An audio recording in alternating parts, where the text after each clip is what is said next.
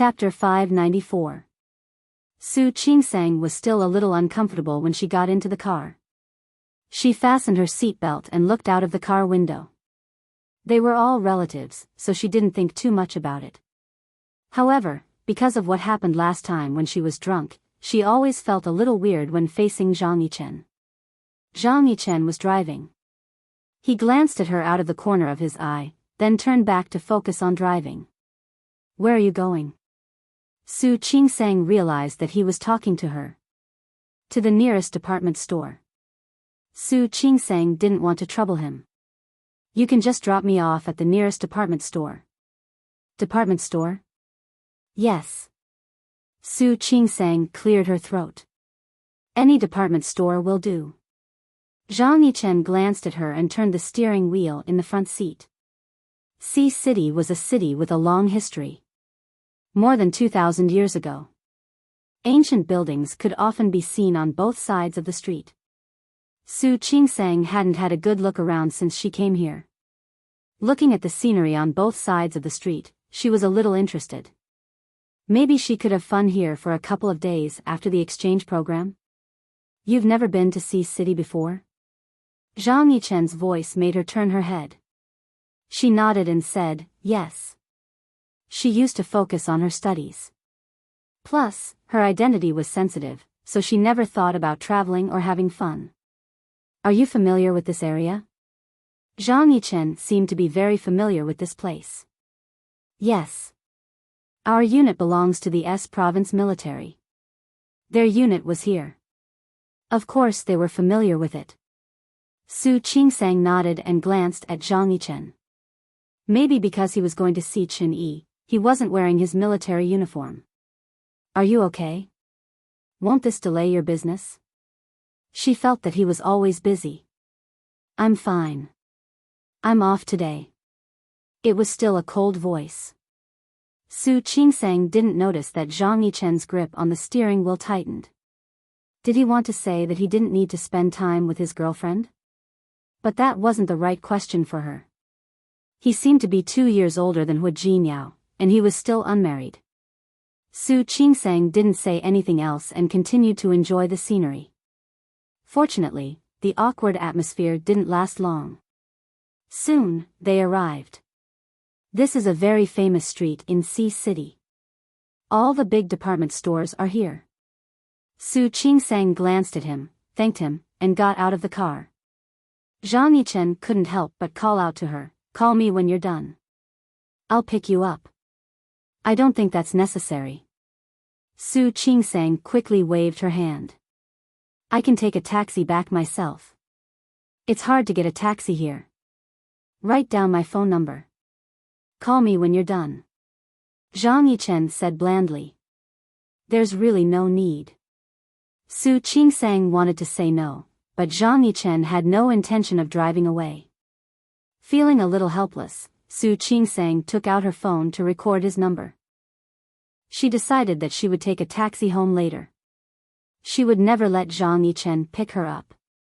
Zhang Yichen watched as she wrote down his number, then asked her to try it again. Hearing his phone ring, he finally let her go. After Su Qingsang left, he looked at the number displayed on the screen and saved it. He struggled for a long time just to save a name. In the end, he entered her full name, Su Qingsang. He didn't leave right away. Instead, he parked the car in the parking lot. He looked back in the direction of the department store, lost in thought. After a long time, he hit the steering wheel hard. He quickly got out of the car. Zhang Yichen told her that he didn't want to be with Su Qingsang. He just had something to buy. Yes, he had something to buy too. For example, a gift for his mother. It was almost Hui Yangxiu's birthday. When he entered the department store, Zhang Yichen wanted to punch himself in the face. What was he doing? Su Qingsang was married. She was Hu Jinyao's wife. It was useless for him to be like this. He shook his head and strode towards the outside. However, as soon as he walked outside, he felt the ground shake. Zhang Yichen's first thought was that it was an earthquake. Without thinking, he lay down, face down, grabbed the railing, and covered his head and the back of his neck with one hand. The ground was still shaking violently. Suddenly, Zhang Yichen thought of something. He quickly stood up and ran into the department store. There were already people running outside. Screams could be heard all around. Zhang Yichen wanted to go through the crowd and continue inside. However, the glass door of the department store was shattered. Zhang Yichen covered his head and squatted down again. Soon, it wasn't just the glass. The walls of the building began to crack. The gravel, cement, and dust on top of it fell like flying. Some people were hit by stones, and some fell. Screams and howls could be heard all around. When a middle-aged man was about to be hit by a stone, Zhang Yichen quickly pulled him up. The man thanked him, but his legs were so weak that he couldn't stand up at all. Go to an open place and put your hands on your head. After saying that, Zhang Yichen looked at the scene in front of him and thought that Su Qingsang was still inside. He immediately took out his phone and called Su Qingsang, but no one answered. The surroundings were still shaking. He called again, but still no one answered.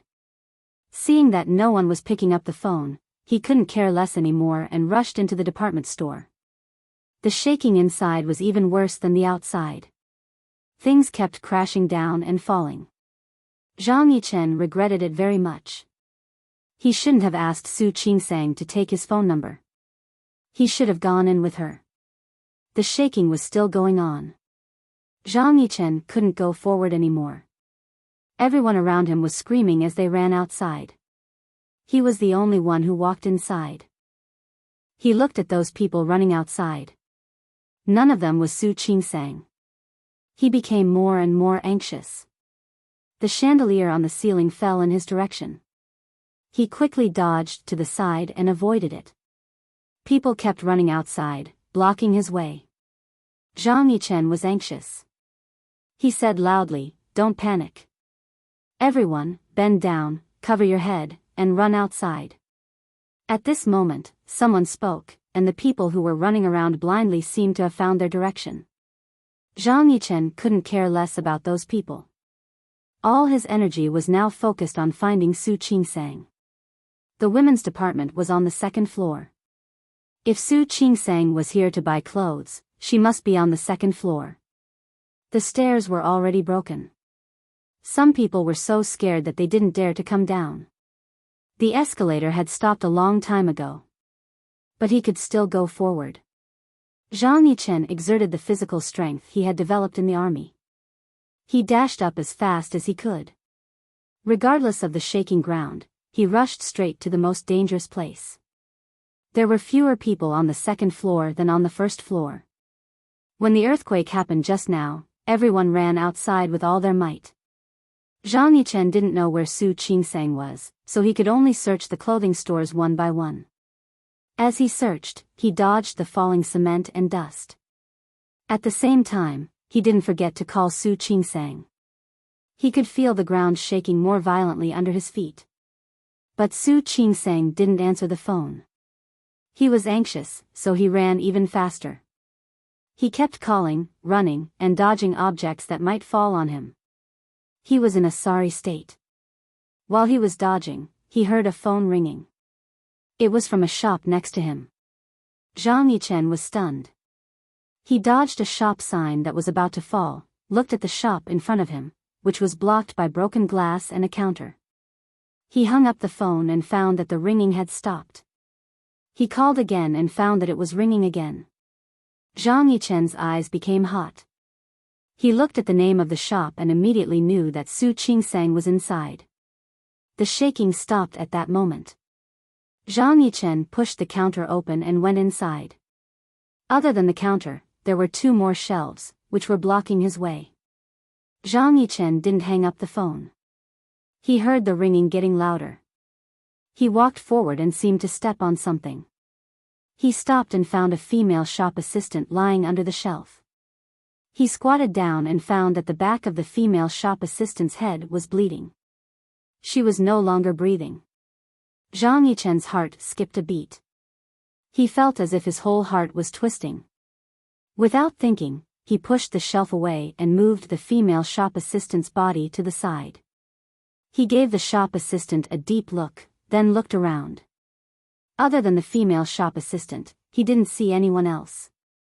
The phone was still ringing. Next to it was the fitting room. Zhang Yichen thought that Su Qingsang was here to buy clothes, so she might be trying on clothes here. Without thinking, he walked toward the fitting room. The wooden door of the fitting room had fallen. Half of it was stuck in the door. Zhang Yichen's heart was beating fast. Even though he had participated in a mission 1,000 times more dangerous than this, it didn't make him feel better. He pulled the door open forcefully and saw Su Qingsang lying there. She was holding a piece of clothing in her hand. She seemed to have lost consciousness. There were no windows in the fitting room, and the electricity in the building had been cut off. He could only see Su Qingsang's face with the dim light coming in from outside. There was no blood on her face, but there was a lot of dust on it. Her legs were curled up, and her body was leaning against a chair. There was no obvious blood stain. He put his hand on the tip of her nose and found that she was still breathing. He was more or less relieved. Su Qingsang? Su Qingsang? Zhang Yichen called her twice, but there was no response. He squatted down beside her, about to carry her and leave, but unexpectedly, there was another violent shaking behind him. He saw the lamp above his head shake and was about to fall. It was a critical moment. Zhang Yichen hurriedly picked up the door that had just fallen and placed it above the two of them. As expected, the lamp fell, and then there was an even more violent shaking. Su Qingsang's body was leaning against the chair, and Zhang Yichen was holding the door. No matter how many things fell from above, he didn't move at all. When the shaking stopped, Zhang Yichen found that he and Su Qingsang were trapped. He didn't know how many pieces of cement and wall had fallen outside. The fitting room was completely blocked. The shaking continued. Zhang Yichen gritted his teeth and held the door. He held Su Qingsang up with one hand and let her lean against him. The ground was shaking under their feet, and the dust kept falling above their heads. Zhang Yichen didn't dare to move, and he couldn't. At this moment, he was even glad that the shaking just now had shaken the door off. Otherwise, the two of them might have been buried. After a long time, the shaking finally stopped. Zhang Yichen's back was numb. He tried to look around. He pushed the door against one of the cracked walls. In this way, the fitting room formed a very narrow triangle. He took advantage of this gap and squatted down again. Qingsang? Su Qingsang? Still no response. He gritted his teeth and reached out to the back of Su Qingsang's head. Sure enough, he felt a lump there. It was probably hit by something just now. Su Qingsang, wake up. Wake up. It was very dark inside. Zhang Yichen took out his phone and turned on the light. In the dust and stones, he kept calling Su Qingsang's name. After a long time, Su Qingsang finally regained some consciousness. She was very uncomfortable and dizzy. The voice that kept calling her sounded a little familiar. She opened her eyes and saw a dirty face under the dim blue light. Su Qingsang was startled and instinctively stepped back. However, before she could step back, she felt a sharp pain in the back of her head. She snorted and instinctively raised her hand to cover the back of her head. Qingsang, you're awake? Zhang Yichen breathed a sigh of relief. The familiar voice made Su Qingsang look at the person in front of her again. Uncle? Why was he here? And, Su Qingsang almost instantly remembered. This is an earthquake? She had always known. S province was a province with a lot of earthquakes. Every year, there would be earthquakes from time to time. However, she never thought that she would encounter an earthquake in her lifetime. Yes. It's an earthquake. Zhang Yichen looked at her and didn't miss that he had been touching the back of her head. You seem to have been hit by something. Are you okay? Su Qingsang's voice was a little hoarse. She rubbed the back of her head and felt that it was very painful. She also remembered that she had thought of buying a few clothes casually. After shopping for a while, she directly chose this shop. She liked the clothes and was about to try them on, but she didn't expect that something like this would happen before she could change. She shook her head. It was a little painful, but fortunately, she didn't feel nauseous. There shouldn't be any internal injuries. She tried to stand up and realized what was in front of her. There was a chair behind her. Her bag was still on the chair. In front of her was Zhang Yichen. There was a door panel behind Zhang Yichen. The door panel was stuck between the stone and the wall, forming a triangle. The space was very small, and Zhang Yichen blocked most of it. She was almost sitting against him. If she wanted to stand up, she would definitely bump into Zhang Yichen. Su Qingsang didn't know how to react for a moment. She tried to move her limbs. Fortunately, she could still move them. She couldn't help but look up at Zhang Yichen. His face was completely gray, and so was his hair. He didn't look good. One of his arms was supporting the side of the door panel so that it wouldn't fall. He was still holding a phone in his other hand. The light from the phone didn't make the space completely dark. "Why are you here?" "I came to find you." Zhang Yichen's voice was a little cold. Su Qingsang wasn't stupid. She had guessed it before, and this was just a confirmation. You came to save me?" "Yes." Zhang Yichen didn't deny it. Su Qingsang looked at him. Her first reaction was that he came to save her because she was Hu Jinyao's wife. Her second reaction was that he was a soldier. This was his business to begin with. "Thank you." "You're welcome."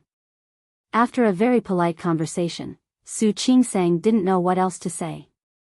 She suddenly remembered that she had brought her bag with her to try on clothes. Where was her bag? She had put it on the chair, but now the chair was empty. It must have moved during the earthquake. With the light above her head, she soon saw it. Her bag was buried in the pile of stones next to the chair. Su Qingsang took out her phone. She was glad that she had a good habit of charging her phone every day before going out. The battery was full. She swiped the screen and saw more than a dozen missed calls, all from Zhang Yichen. "Did you call me?" "Yes." Zhang Yichen nodded. Only now did he have time to think about calling the police for help. However, he was afraid that no one would come now. The earthquake had just happened, so the police must have been ringing off the hook. It would take some time for the higher-ups to make arrangements. He just hoped that it would be faster. He wanted to tell Su Qingsang that it was useless to call the police now, but he didn't expect that she would call Hu Jinyao. Zhang Yichen forced himself to avert his eyes. However, the space was so small that he couldn't stop looking at her even if he wanted to. Before Su Qingsang could pull out Hu Jinyao's phone, the earthquake started again.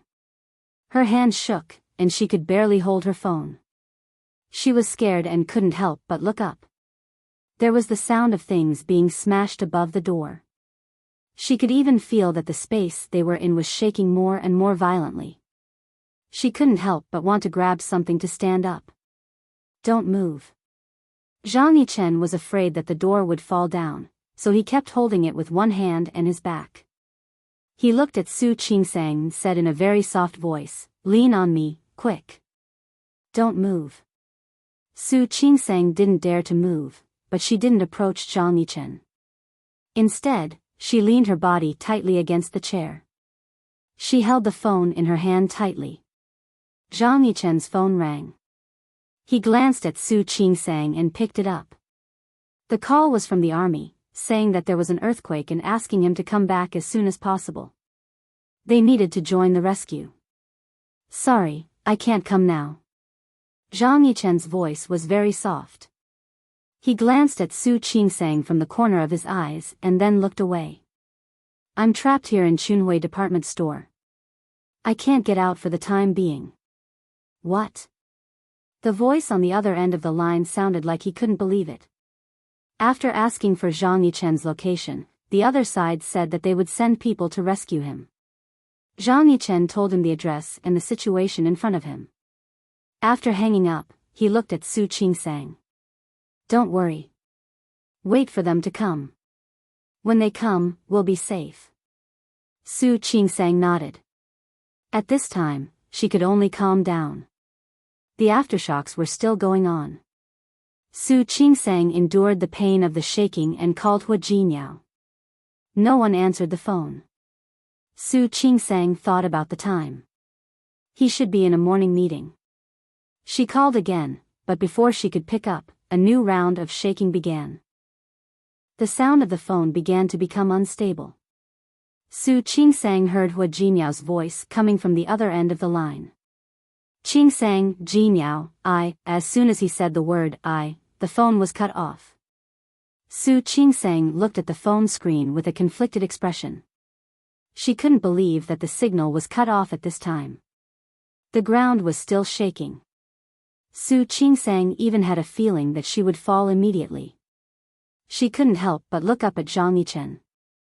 It's normal for the phone to have no signal during an earthquake. Wait a minute. Maybe it will recover later. Later? Su Qingsang didn't dare to think about it. She looked at the narrow environment in front of her and the light from Zhang Yichen's phone. Can we get out now? The shaking came from time to time. Not every shaking was very violent, but it made people feel even more uncomfortable. Zhang Yichen didn't answer her question. He tried to move his back. From time to time, the sound of things falling on the door could be heard. Those sounds could only make people feel more and more uneasy.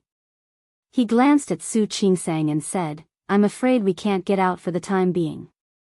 Now we can only wait for the earthquake to stop, or for someone to come and save us. He didn't know how many pieces of wall and cement were pressed against the outside. He could only see that the door had been blocked. He didn't know what the situation outside was either. He could only guess. But what he knew was that they wouldn't be able to get out of here for a while. Su Qingsang looked at him holding the door. Are you tired? Why don't I do it? Zhang Yichen glanced at her and didn't say anything. The shaking seemed to have stopped for a moment. Su Qingsang tried to move her feet, but the space in front of her was too narrow. She couldn't stand up at all. She clenched her phone, looked at the entrance of the fitting room, and said, Why don't we try and see if we can get out of here? As soon as she finished speaking, the shaking became even stronger. Su Qingsang couldn't help but turn pale. Stay there, lean against that chair. Don't move, Zhang Yichen said in a low voice. Zhang Yichen said in a low voice. Su Qingsang didn't dare to move. She leaned against the chair tightly, using this action to calm her heart. They didn't even have to wait for her to get out. They might not even be able to make it through the current situation. Even if they did get out, if another earthquake like this happened, they might be crushed to death as soon as they got out.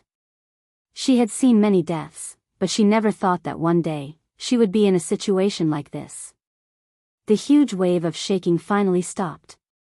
It was so quiet that Su Qingsang could hear her own heartbeat. She didn't have time to feel lucky that she survived this time. From the corner of her eye, she saw that Zhang Yichen didn't look too well.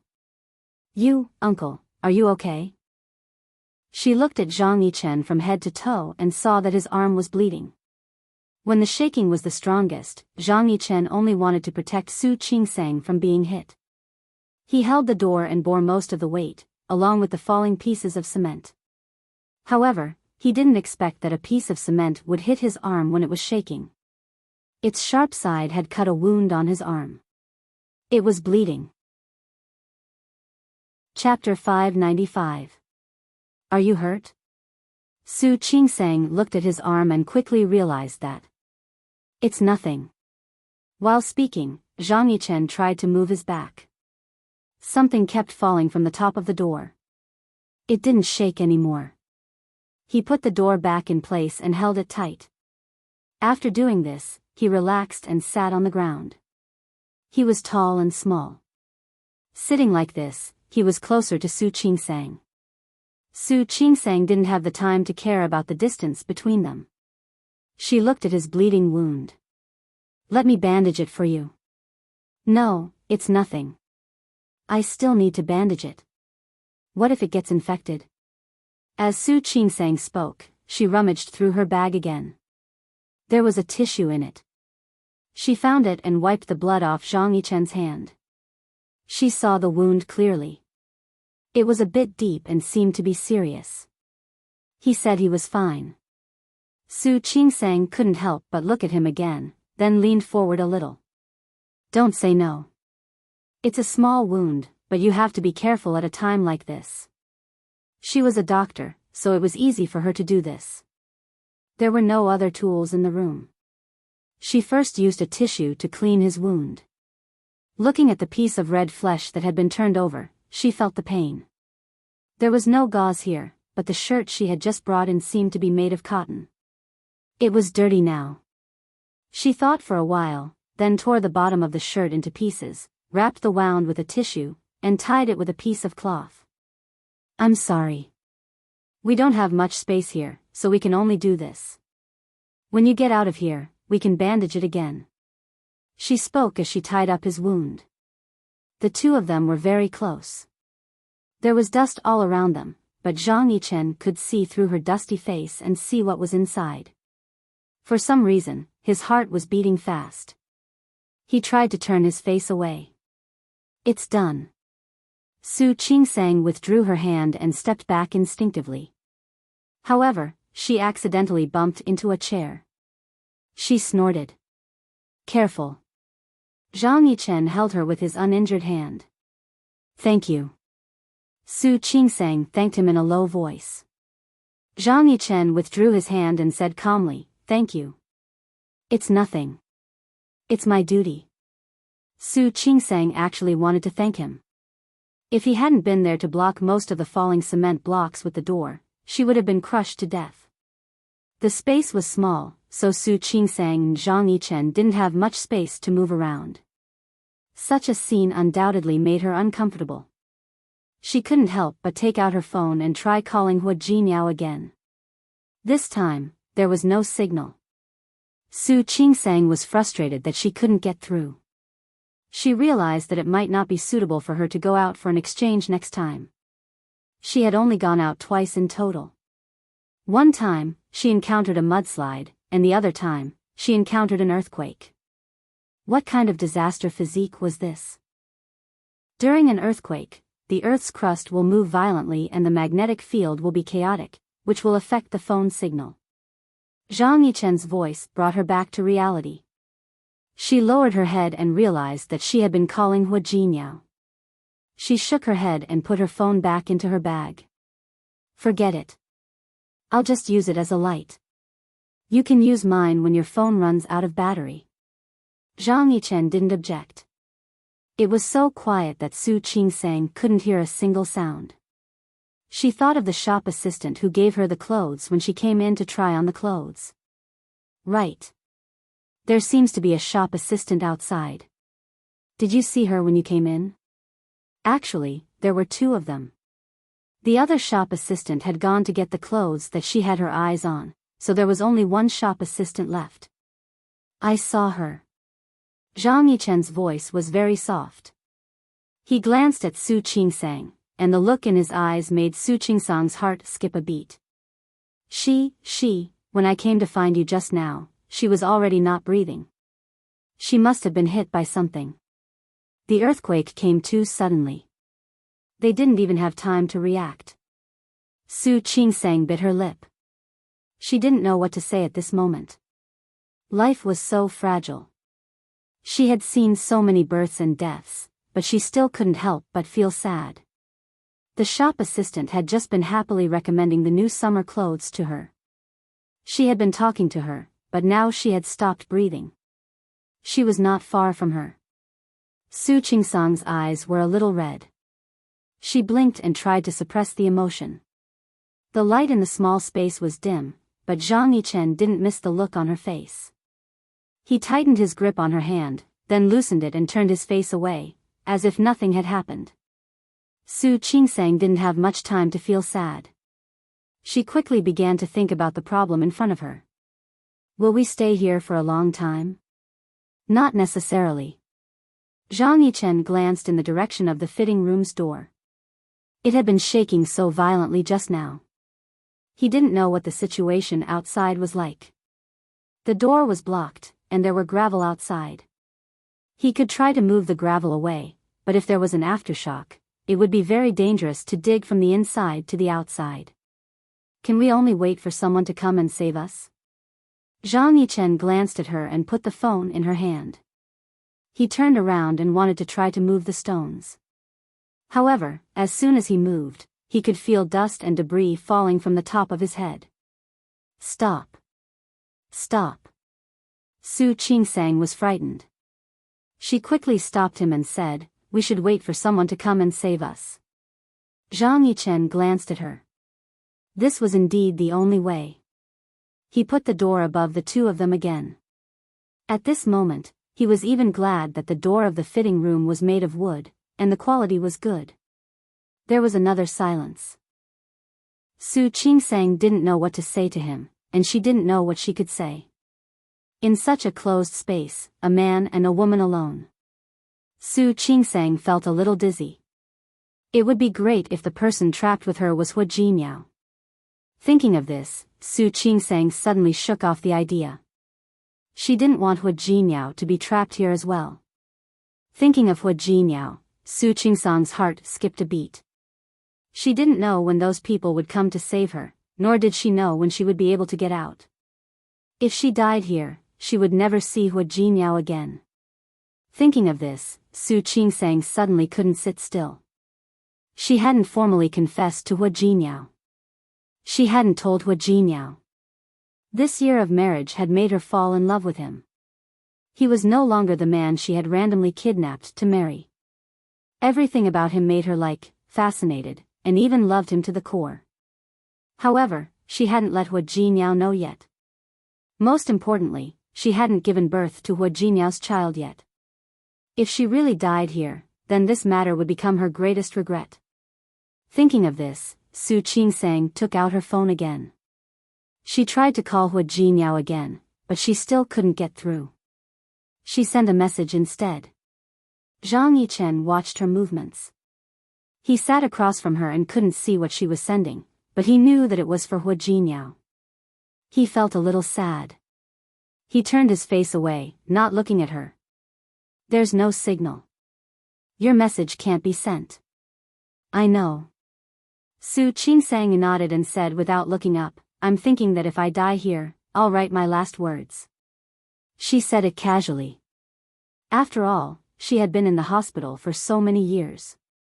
She had seen both good and bad things. It would be her turn to die eventually. It was just a matter of time. Zhang Yichen grabbed her hand that was sending the message. She was stunned for a moment and found that he had taken her phone. He didn't look at her phone. He just stared at her face and said, "You won't die here." He was confident. Who knows? The earthquake came so suddenly. I don't know how many people will die. If we don't wait until someone comes to save us. Someone will definitely come to save us. Zhang Yichen's voice was very firm. Looking at him, Su Qingsang somehow believed what he said, but, give me the phone. I told you, you won't die here. Someone will definitely come to save us. I believe you. Su Qingsang nodded. I believe that I won't die here. But I want to leave a message for Hu Jinmiao. Zhang Yichen understood what she meant. He reached out his hand again and returned the phone to her. Su Qingsang took the phone and said casually, people. They will die sooner or later. I believe that we will be saved, but I'm also prepared for the worst. Zhang Yichen looked at her lowered eyes. Because of the light from the phone, her long eyelashes cast a circle of dark shadows on her eyelids. She was very focused on sending the message. She bit her lip, as if she was thinking about what to say. She was prepared to die. Before she died, she wanted to leave a message for the person she loved the most in the world. He blinked and felt a little sad. Looking at Su Qingsang, he made up his mind. He wouldn't let her die here, even if he had to pay with his life.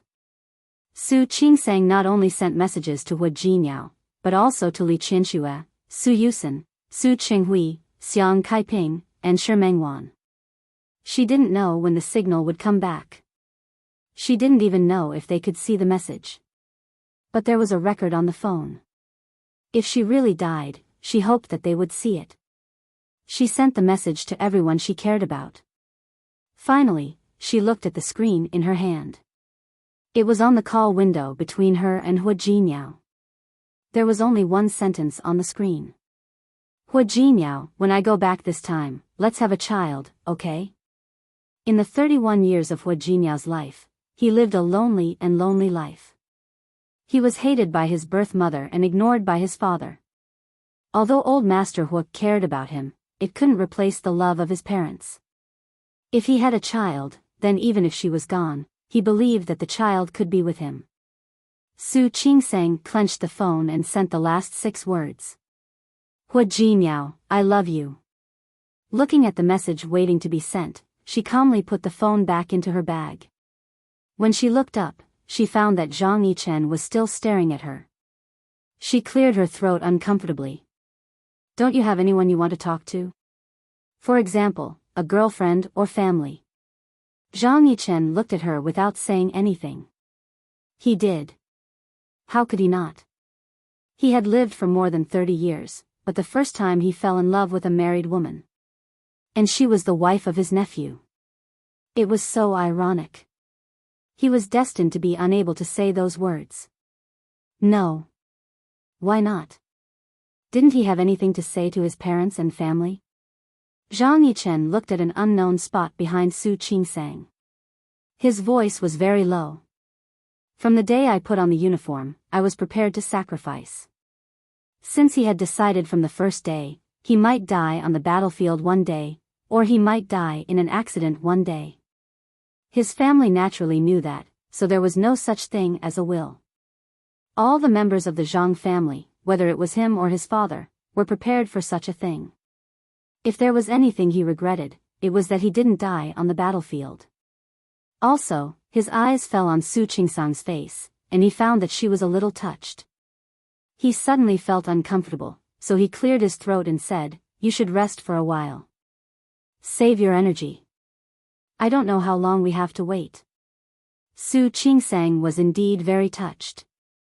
She didn't have much contact with soldiers, but in her mind, they were all superior. Zhang Yichen's words shocked her. She couldn't help but look at him a few more times. She should listen to him and rest first to save her energy. After all, they didn't know how long it would take for the rescue team to arrive. Su Qingsang's head had been hit just now. She couldn't help but fall asleep while sitting. Zhang Yichen didn't sleep. He couldn't sleep. He looked at Su Qingsang. It had been about 3 hours since the earthquake. The golden time for rescue was 72 hours. 3 days. They had to find a way to get out of here within 3 days, or someone would come to rescue them within 3 days. There was no signal on the phone, the passage was blocked, and there was no way to contact the outside world in this enclosed space.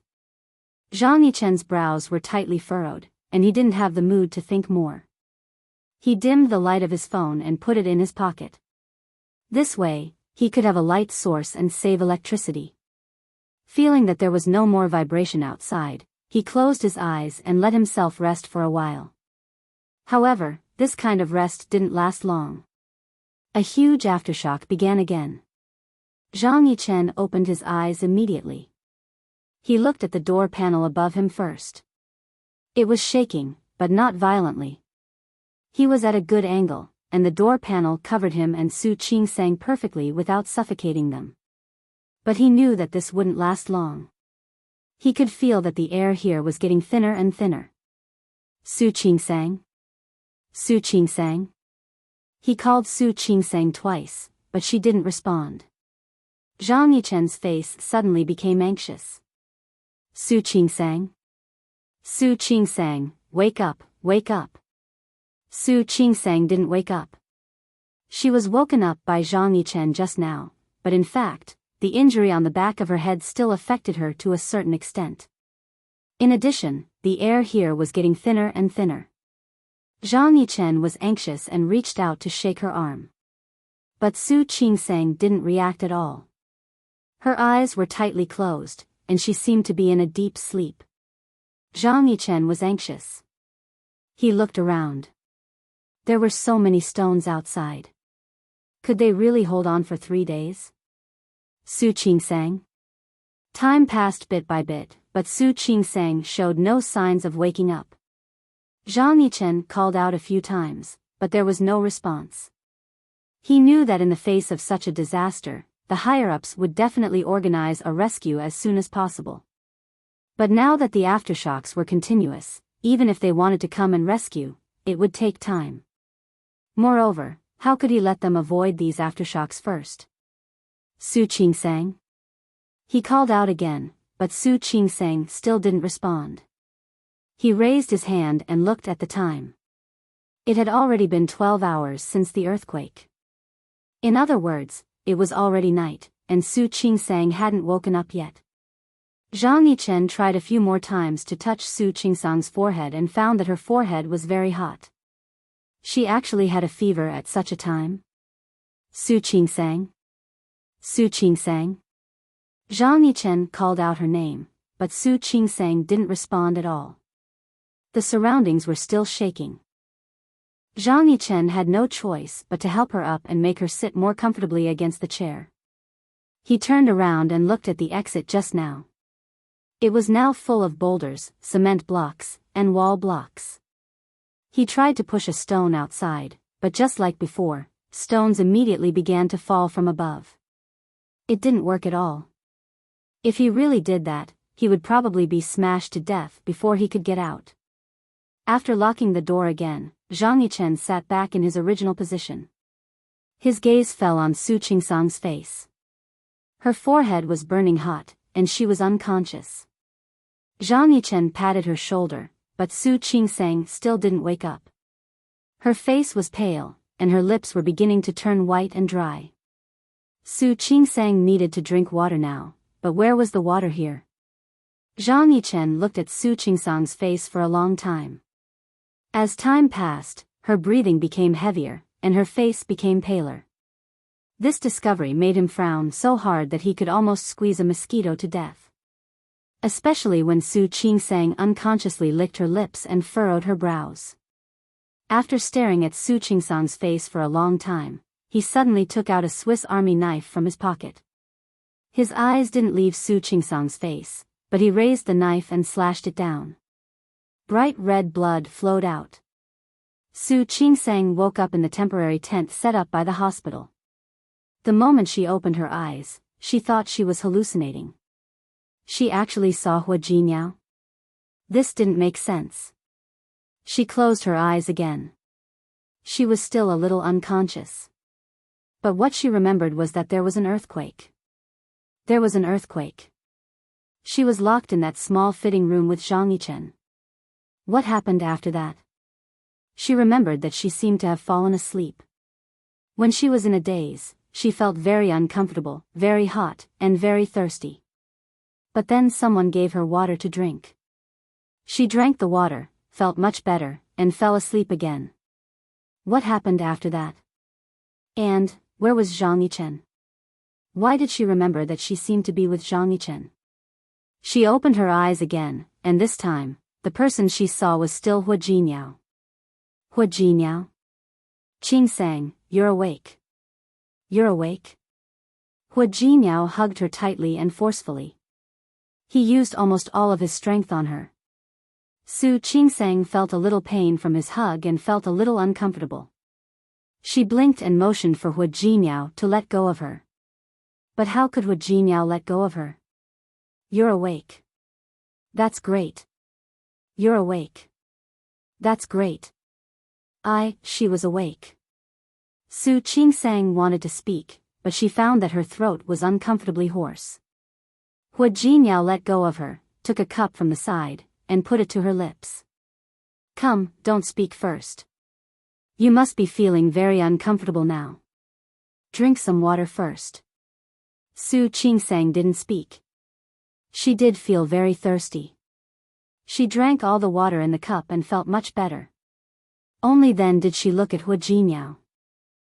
At first glance, she realized that Hu Jinniao didn't look good.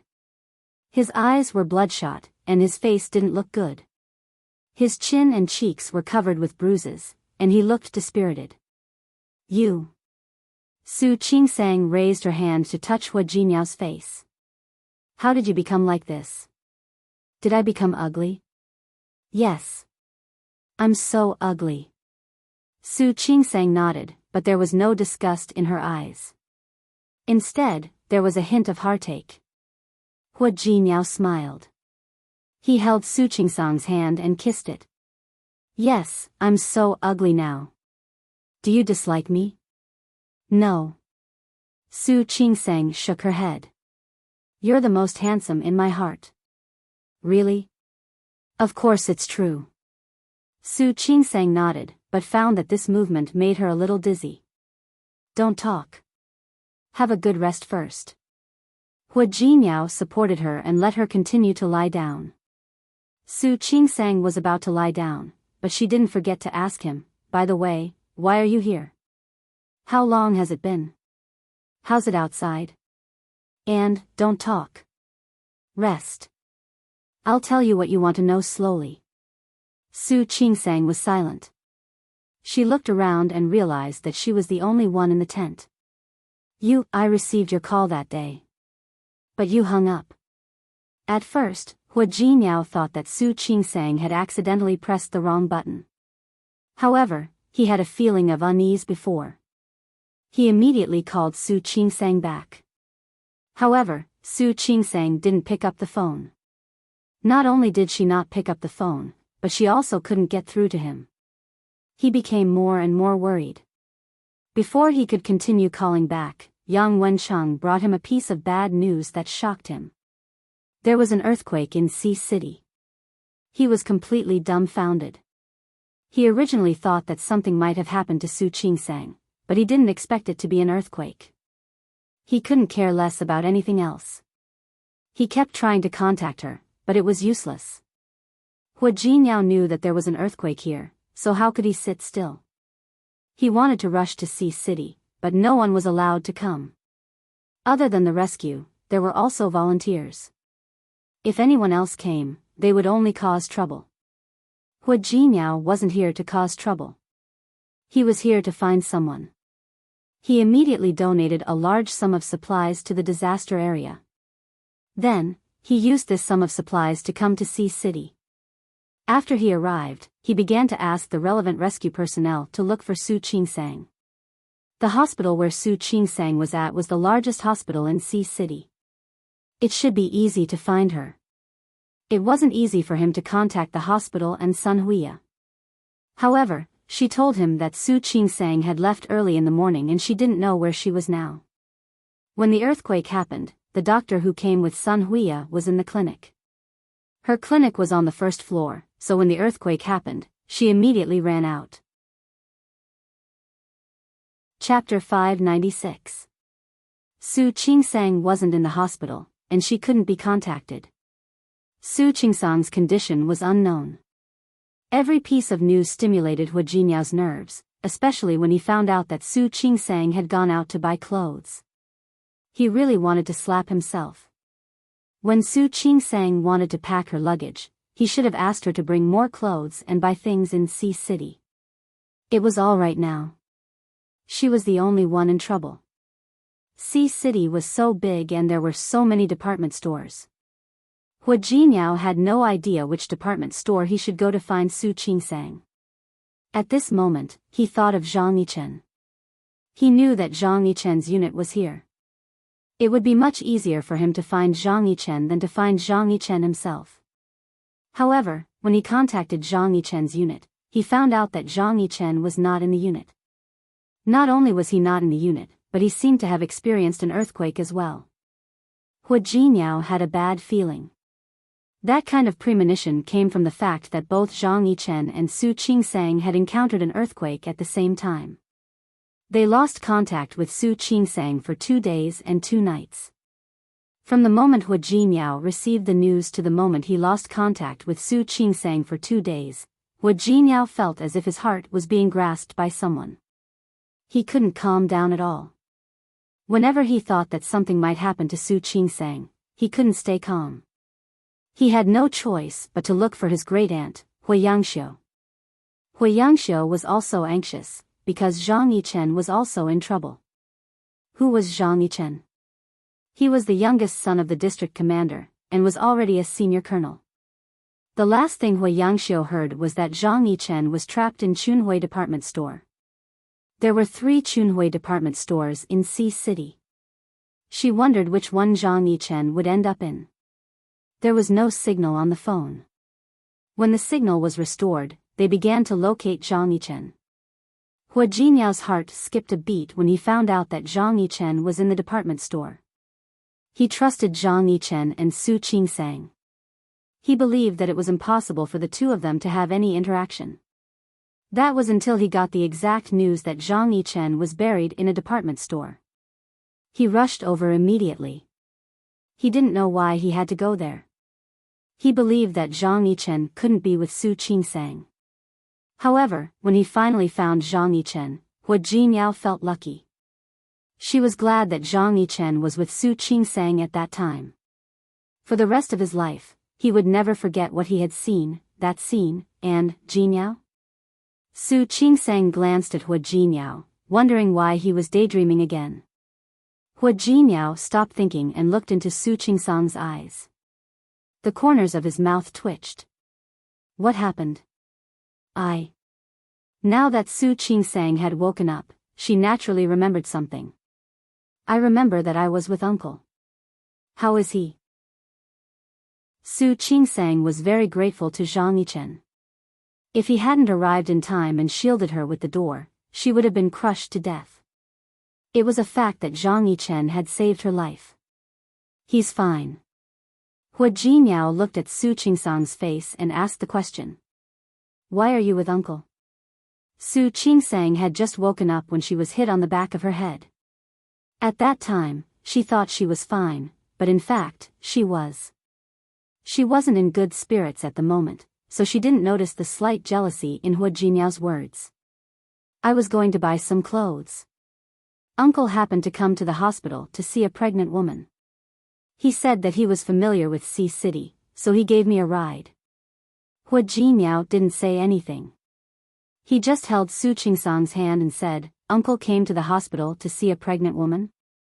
Su Qingsang nodded. Thinking of Chen Yi, she suddenly sat up again. How are Director Sun and the others? Are they okay? And Chen Yi? All right. Don't worry about others for now. Hu Jinmiao held her hand and pressed her back. You're very weak now. What you need to do is to rest well. Are they all okay? All? Director Sun, Ling Fei, Dr. Chen, and Dr. Li are all okay? They're all okay. Hu Jinmiao nodded. When the earthquake came, Dr. Sun and the others happened to be in the clinic on the first floor. They ran outside as soon as the earthquake happened. So they're all right. That's good. Su Qingsang breathed a sigh of relief. It was good that Director Sun and the others were all right. Where are they now? There were a lot of casualties. They're all going to help now. Hu Jinmiao looked at Su Qingsang and suddenly gently hugged her body in his arms. Qingsang, no matter where there's such an exchange in the future, don't go. Okay? He didn't say anything else, but Su Qingsang could understand what he meant. She had only gone out twice in total. One was a mudslide, and the other was an earthquake. Her luck couldn't be any better. How can there be a next time? Su Qingsang had the same thought, but she really didn't think that her luck would always be so good. These are all coincidences. The probability is low. I don't care. Anyway, you're not allowed to go next time. Okay. Next time, I won't go anywhere other than to study. Okay? You can't study either. Hua Jinyao couldn't describe his feelings when he found out that there was an earthquake in the place where Su Qingsang was. He never wanted to experience that kind of feeling again in his life. Su Qingsang looked at him, and the corners of her lips curled up slightly. There seemed to be a hint of helplessness. She was still a little listless. Hua Jinyao got up and took a bowl of porridge from the side. There's only this now. Simple porridge. Boil it with boiling water.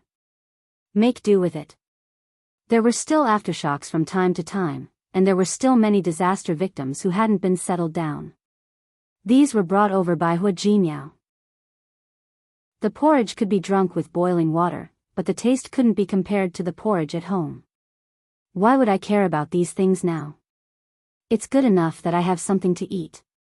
She was indeed hungry. She watched as Hua Jinyao brought the porridge over. By the way, how many days has it been since the earthquake? Today is the 3rd day. The 4th day? Su Qingsang blinked. Then, how many days was I trapped in there? Why don't I remember? 2 days. Hua Jinyao really felt a lingering fear when he said this. You were trapped for 2 days. After you were rescued and confirmed that your life was not in danger, you were placed here. After you were rescued, you slept for an entire day. Su Qingsang nodded. She wanted to ask more, but Hua Jinyao had already started feeding her porridge. She could only eat first. The porridge didn't taste good, but at this time, under such conditions, Su Qingsang couldn't be picky. After finishing a bowl of porridge, Hua Jinyao put the bowl aside. Is there anything else you want to eat? I'll ask Yang Wencheng to try his best to send it over. The first batch of supplies were instant noodles, bread, biscuits, and so on. It would take some time for a hot meal to be eaten.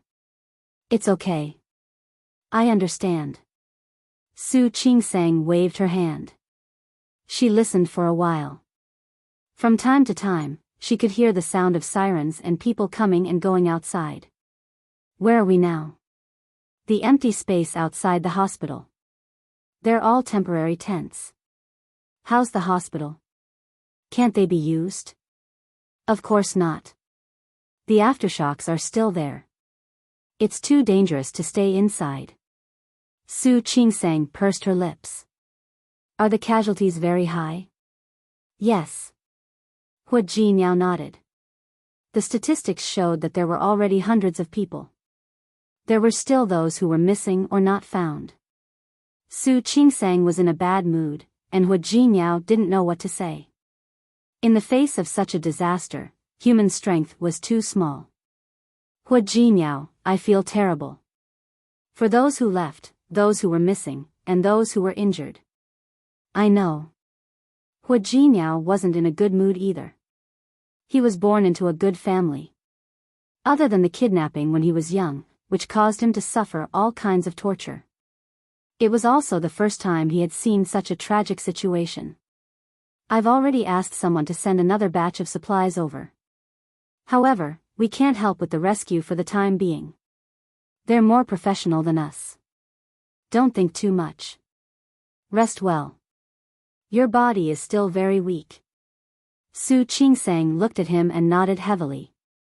The wind and rain were raging outside, but inside the small tent, it formed a small world of its own. Su Qingsang leaned her face against Hua Jinyao's chest. Her eyes were a little moist. She had survived. She had survived when she thought she was going to die. However, there were some people who weren't as lucky as she was. Hua Jinyao. Yes? I sent you a message. Did you see it? No. But I found your phone. It's over there, but it's out of battery. What message did you send? Hua Jinyao. Let's go back and have a child. Hua Jinyao was stunned for a moment. He lowered his head to look at Su Qingsang, and she happened to look up at him. Her eyes were glistening with tears. There seemed to be a lot to say. Didn't you say we'll talk about it later? But, I don't want to be late. Su Qingsang bit her lip. I almost died this time. When I was about to die, I was thinking that I hadn't given you a child yet. She wrapped her arms around his waist and rubbed her little face against his chest. At that time, I really regretted it, and I really regretted it. If I had a child, then if I was gone, that, she couldn't finish her sentence because Hu Jinyao covered her lips. That day won't come. Looking into Su Qingsang's eyes, he leaned over and kissed her on the eyelid.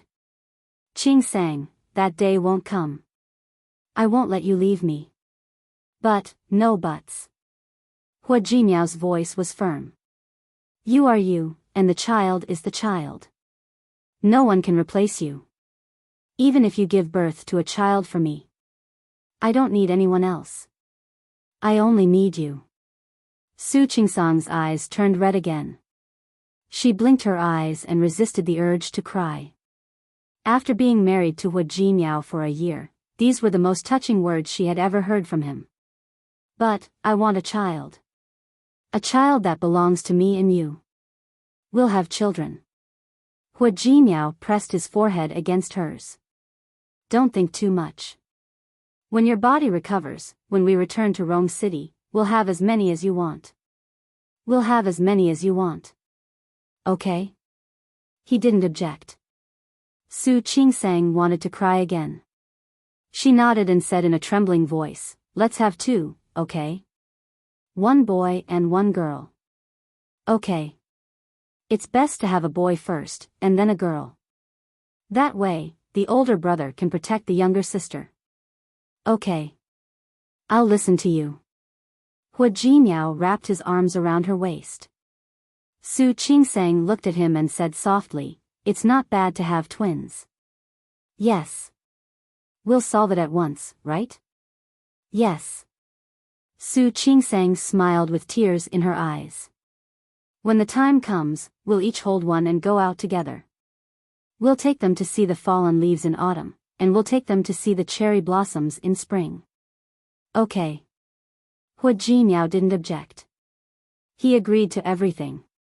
Su Qingsang glanced at him. She knew that Hu Jinyao would definitely be a good father.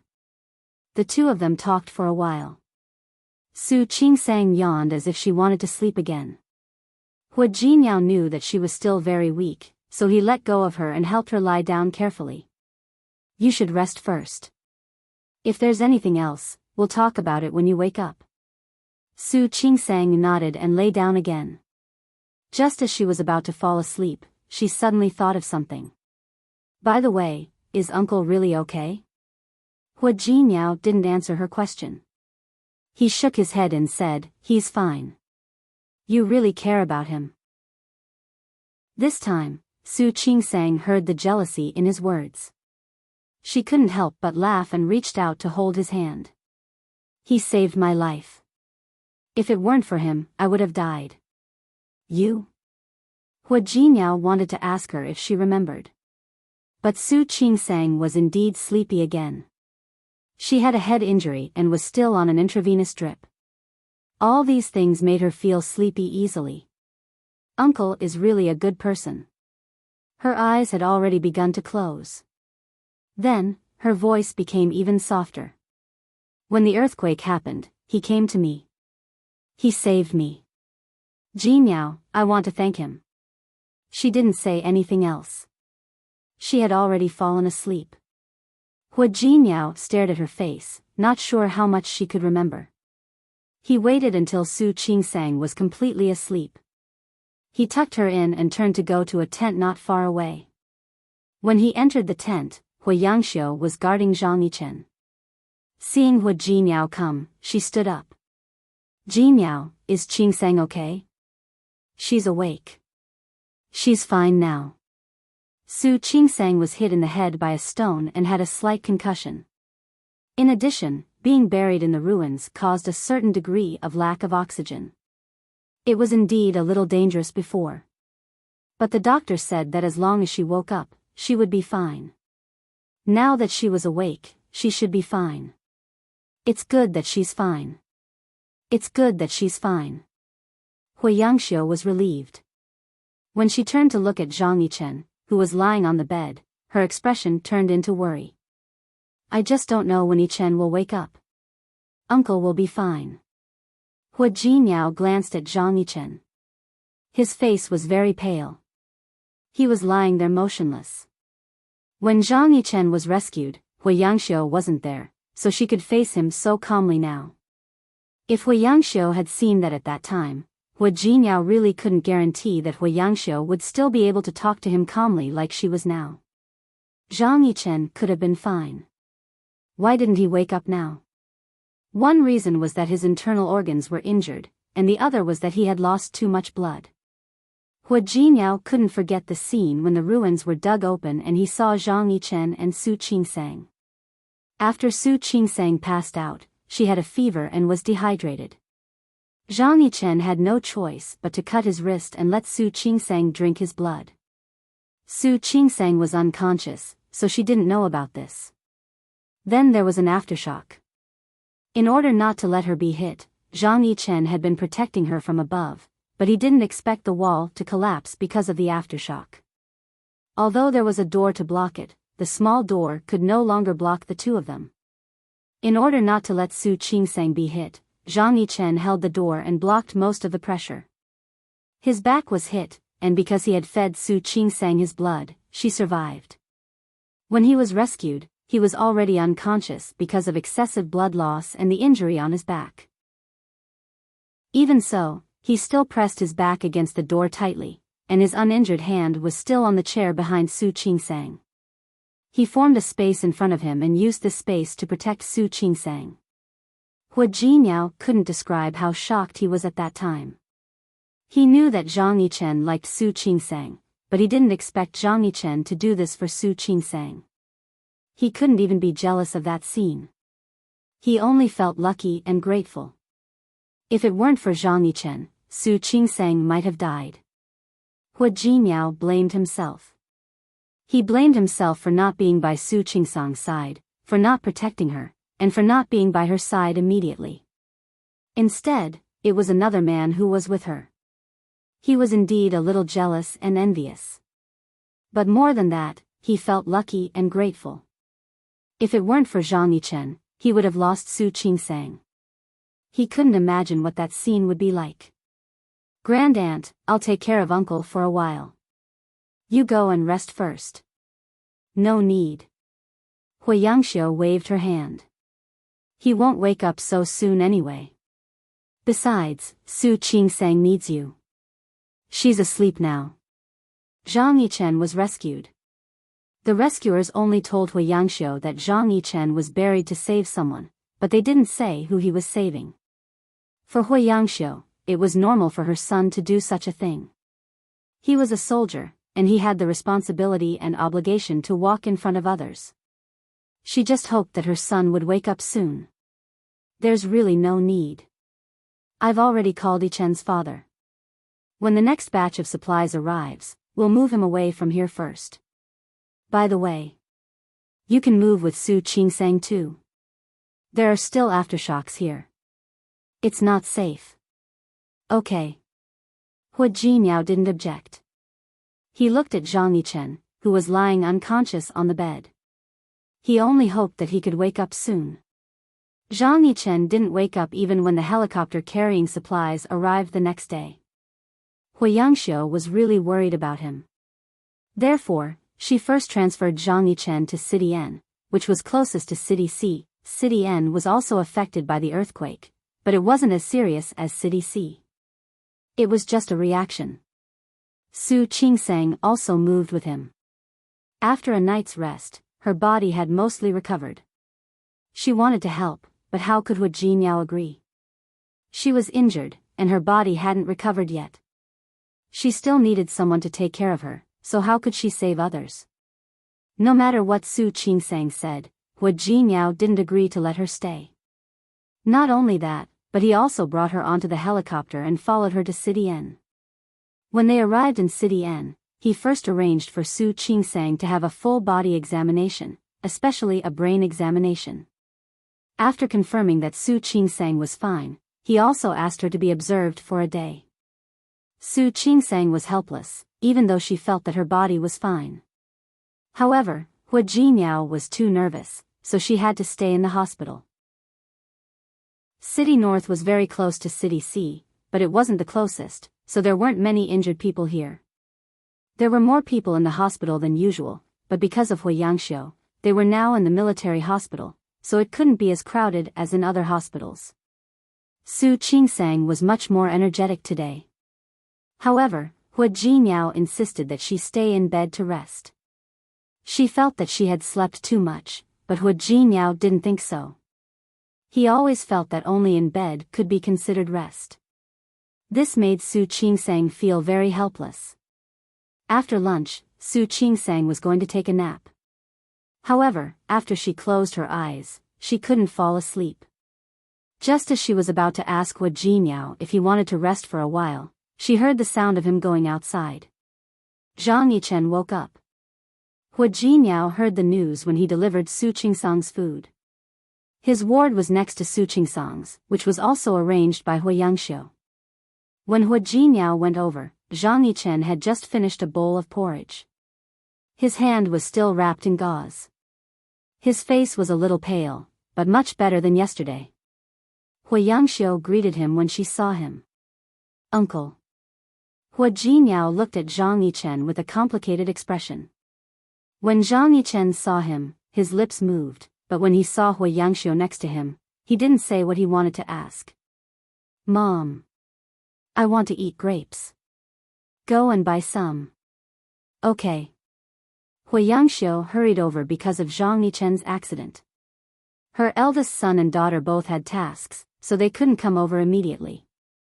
As for Zhang Xinghua, he could only come at night. So, he was the only one here to take care of Zhang Yichen. Hearing that her son wanted to eat grapes, she immediately picked up her bag and walked out. Then, Jinmiao, you, Grandaunt, you can go. I'll stay here and keep Uncle company. Sorry to trouble you. Su Qingsang was in the ward next door. She was fine. Huiyangxiu knew that, so she wasn't too worried. She thanked Hu Jinmiao and left. After she left, the ward fell silent. Zhang Yichen looked at Hu Jinmiao, wanting to ask how Su Qingsang was. "I know what you want to ask. She's fine." Zhang Yichen's clenched fists loosened a little. Hu Jinmiao saw that, but he couldn't tell how he felt. "You should have known that she would be fine when you saved her." Seeing that Zhang Yichen didn't say anything, Hu Jinmiao added, "Thank you, Uncle." Zhang Yichen glanced at him. He looked very calm. But only he knew how many undercurrents were hidden under that calmness. "You're welcome. I know. It's too easy to thank you now." Hu Jinmiao's voice was a little low. He looked at the gauze on Zhang Yichen's arm. The white gauze looked a little harsh against his wheat-colored skin. "But I still want to thank you. Because I'm her husband, and you saved my wife. I thank you." Chapter 597. I didn't do it for you. After saying that, Zhang Yichen was afraid that Hu Jinmiao would misunderstand, so he added, "I'm a soldier of the people. Have you forgotten? No matter who it was, I would have saved her in that situation." His voice was a little hoarse. He had slept for a few days, so he was not as energetic as before. But when he said that, his voice was still powerful and convincing. Hu Jinmiao stared at his face, as if he wanted to see through him. No matter how hard he stared at Zhang Yichen, his expression didn't change. "Yes. You would have saved her no matter who it was. But you couldn't have cut your own flesh and fed your blood to anyone, could you?" Hu Jinmiao's words made Zhang Yichen look at him. He frowned, as if he was about to say something. Hu Jinmiao smiled helplessly. "You don't have to deny it in front of me. I won't misunderstand anything. I won't doubt my wife because of that. I just want to thank you, from the bottom of my heart. Thank you, Uncle. If it weren't for you, Qingsang might have. No matter what, you saved her. I don't care if you did it because of your duty as a soldier or because of your love for Qingsang. Either way, I'll thank you anyway." Hu Jinmiao looked at him seriously and said word by word, "Uncle, I owe you my life. Zhang Yichen was silent. He suddenly turned his face away and looked at the sky outside the window. The sky was gloomy, as if it was going to rain. You don't owe me anything, and neither does she. I did it willingly. It's what I should do. He couldn't think too much about the situation at that time. The only thought in his mind was that he couldn't let Qing Sang die. And what he said was true. Even if that person hadn't been Qing Sang, he wouldn't have stood by and done nothing. You said that you don't owe me anything, but I can't pretend that I don't. Hua Jinyao looked very serious. He nodded to Zhang Yichen. Thank you, uncle. He looked at Zhang Yichen with gratitude in his eyes, which were as deep as the sea of stars. Zhang Yichen turned his eyes back to Hua Jinyao, his brows knitted tightly together. Do you think I'm the kind of person who would extort favors from others? Hua Jinyao shook his head. I didn't mean that. But I will never let go of Su Qingsang, no matter what the reason is. No matter who she would meet again. She will always be my wife. Zhang Yichen's expression didn't change. I told you, I'm a soldier. I'm just doing what a soldier should do. When Hua Jinyao returned to the ward, Su Qingsang was still asleep.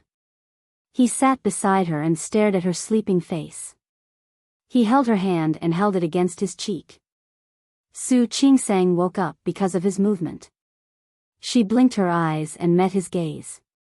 She looked at Hua Jinyao for a while, then realized that he hadn't let go of her hand. Why are you looking at me like that? Was there something on her face?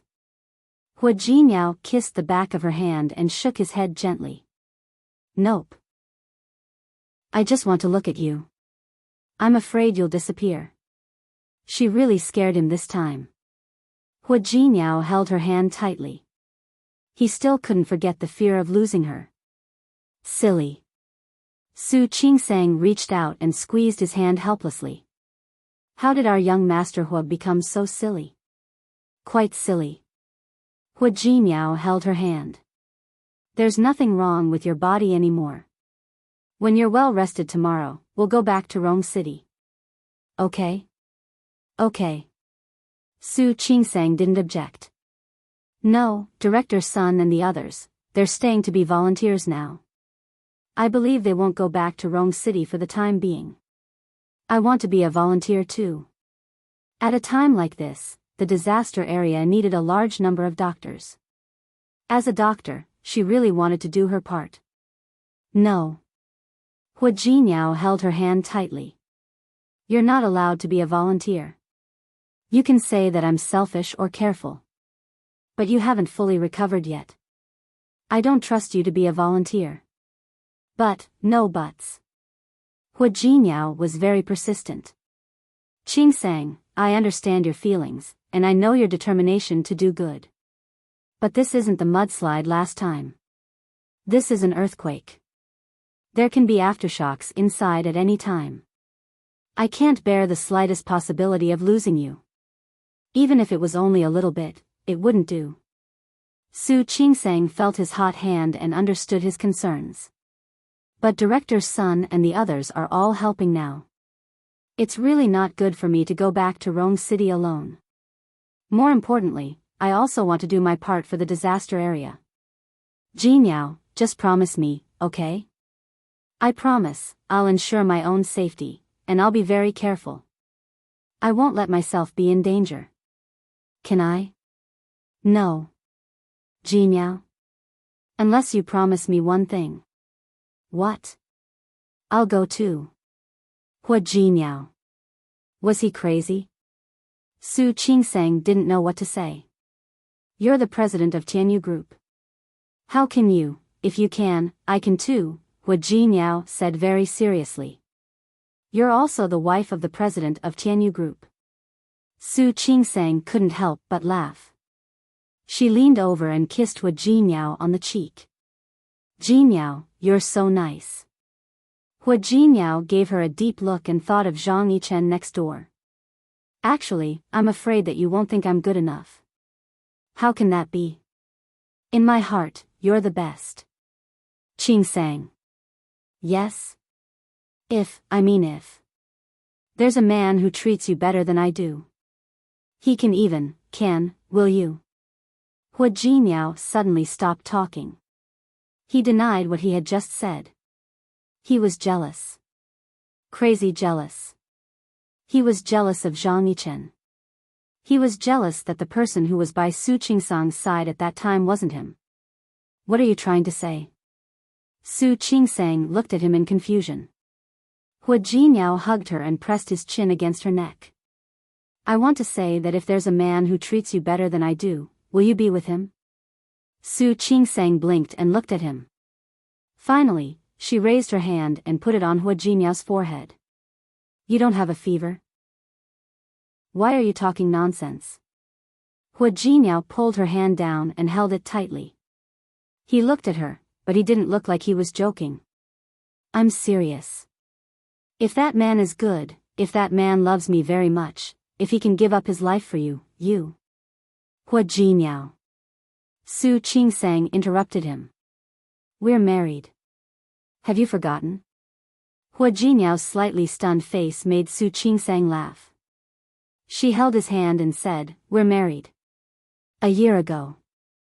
Speaking of which, it was our wedding anniversary 2 days ago. You see, we're married. I know, but, no buts. I won't commit bigamy, and I won't be with another man. Seeing that Hua Jinmiao seemed to want to say something, she raised her hand and put it on his lips. No matter how good and outstanding that person is, no matter how good he is to me. Hua Jinmiao, my husband is you. Hua Jinmiao looked at her and suddenly smiled. He reached out and wrapped his arms around her waist. He leaned over and gently kissed her on the lips. Yes. Your husband is me. Hua Jinmiao's voice was low, and there were hidden emotions in it. Su Qingsang's reaction was to hug him and press her face against his chest. Su Qingsang rested for another day. After confirming that there were no major problems with her body, under Hua Jinmiao's arrangements, they would return to Sea City with the next batch of supplies this afternoon. They were just temporarily staying in N City. There was nothing to pack. Hua Jinmiao, on the other hand, had something to do. He arranged for Yang Wencheng to send disaster relief supplies over. This time, Tianyu Group's performance in this regard was very eye-catching. The higher-ups thought that Hua Jinmiao wanted to make the group famous. Only Hua Jinmiao knew that he really wanted to do something for these people. The supplies had been prepared and would fly to Sea City with the helicopter in the afternoon. Hua Jinmiao and Yang Wencheng went to deal with this matter. Su Qingsang packed up and prepared to leave. When she came out of the ward, she happened to see that the door of the ward next door was open. She froze for a moment, and her red lips pursed into a straight line. Finally, she turned around and walked to the ward next door. Zhang Yichen's back was injured. His body was strong. He had suffered such a serious internal injury and lost so much blood, but he had survived. However, his injury was a little serious, and he didn't look good. He was reaching out to reach the cup on the bedside table. It was a little far away, and he leaned forward a little. Before he could touch the cup, a hand picked it up and put it in his hand. When he turned around and saw Su Qingsang, he was stunned. Of course, he knew that Su Qingsang was in the ward next door. But he had never thought of looking at her. Well, it wasn't that he hadn't thought about it, but that he couldn't think about it.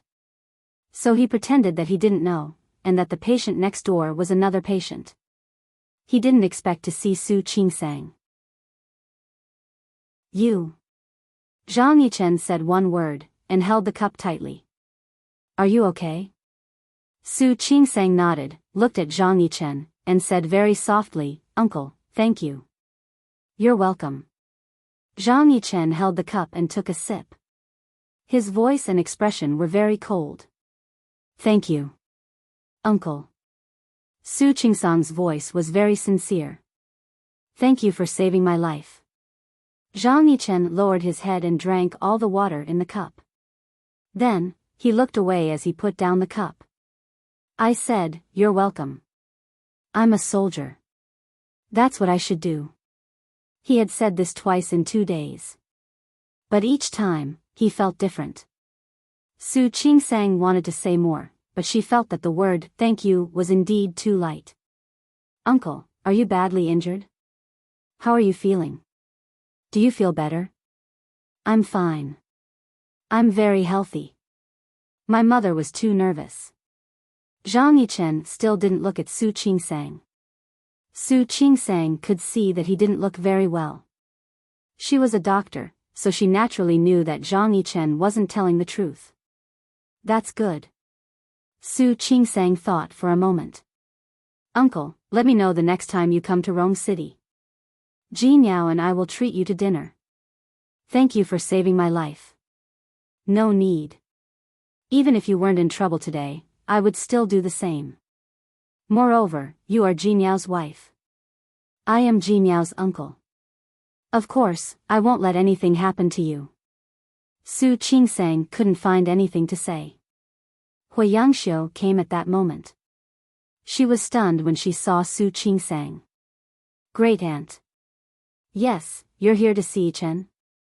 Yes. I'm here. Thank you, uncle. Before she could finish the last 5 words, Zhang Yichen interrupted her. Mom, didn't my father say he was coming? Where is he? He went to command the disaster relief. Hui Yangxiu knew her husband. He went after knowing that you were fine. They say that there must be a big family before there can be a small family. It's not like you don't know what kind of person your father is. Great aunt, uncle, you guys talk. I'll leave first. Su Qingsang could tell that Zhang Yichen didn't want her to stay here. She said goodbye to Hui Yangxiu and turned to leave. Hui Yangxiu wanted her to stay for a while. After all, they were relatives, and she liked Hui Jiniao very much. However, Zhang Yichen asked her to pour water at that moment. After Hui Yangxiu poured the water, Su Qingsang had already left.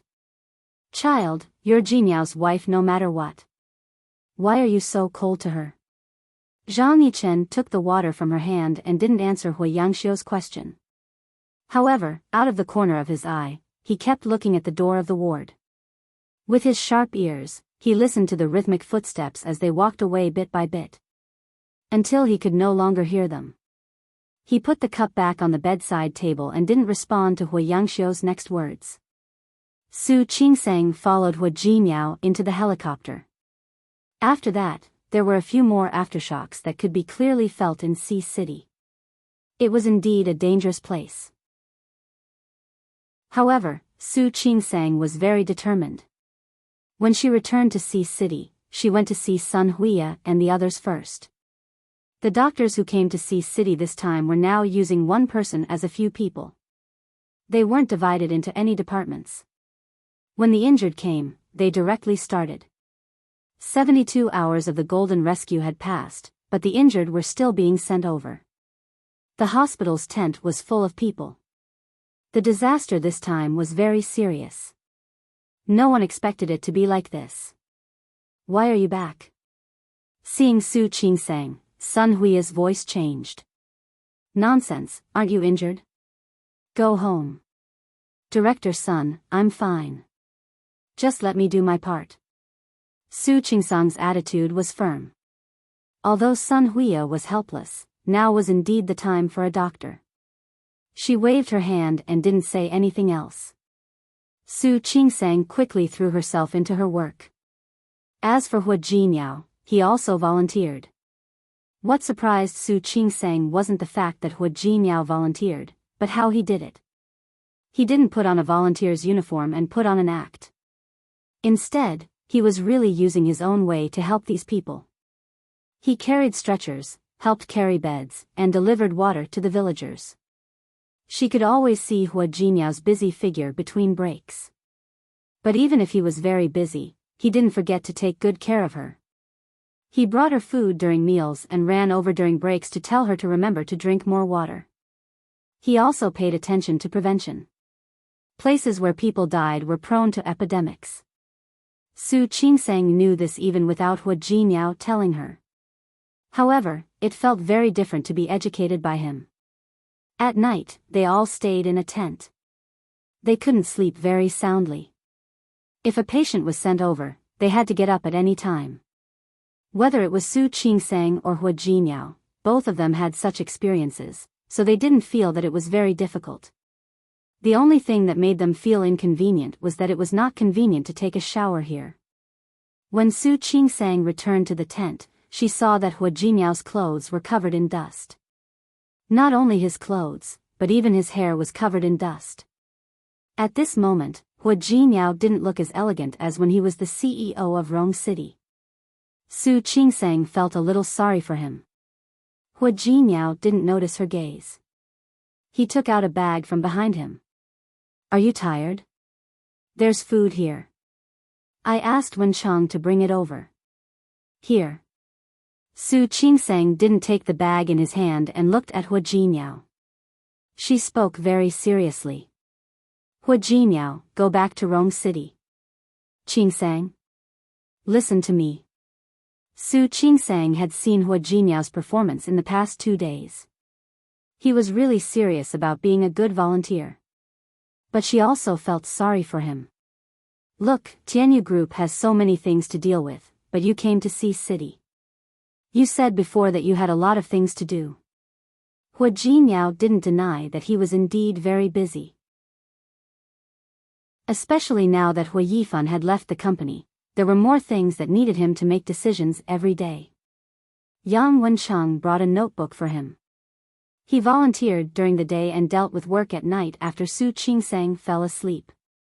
He took time to rest for a while. It had only been 2 days, but there were already faint shadows under his eyes. "It's okay. I can handle those things. This is more important now. I know you can handle it." But, she went forward and held Hua Jinyao's hand. Her voice was very soft. "I feel sorry for you." She raised her hand and wiped Hua Jinyao's face with her sleeve.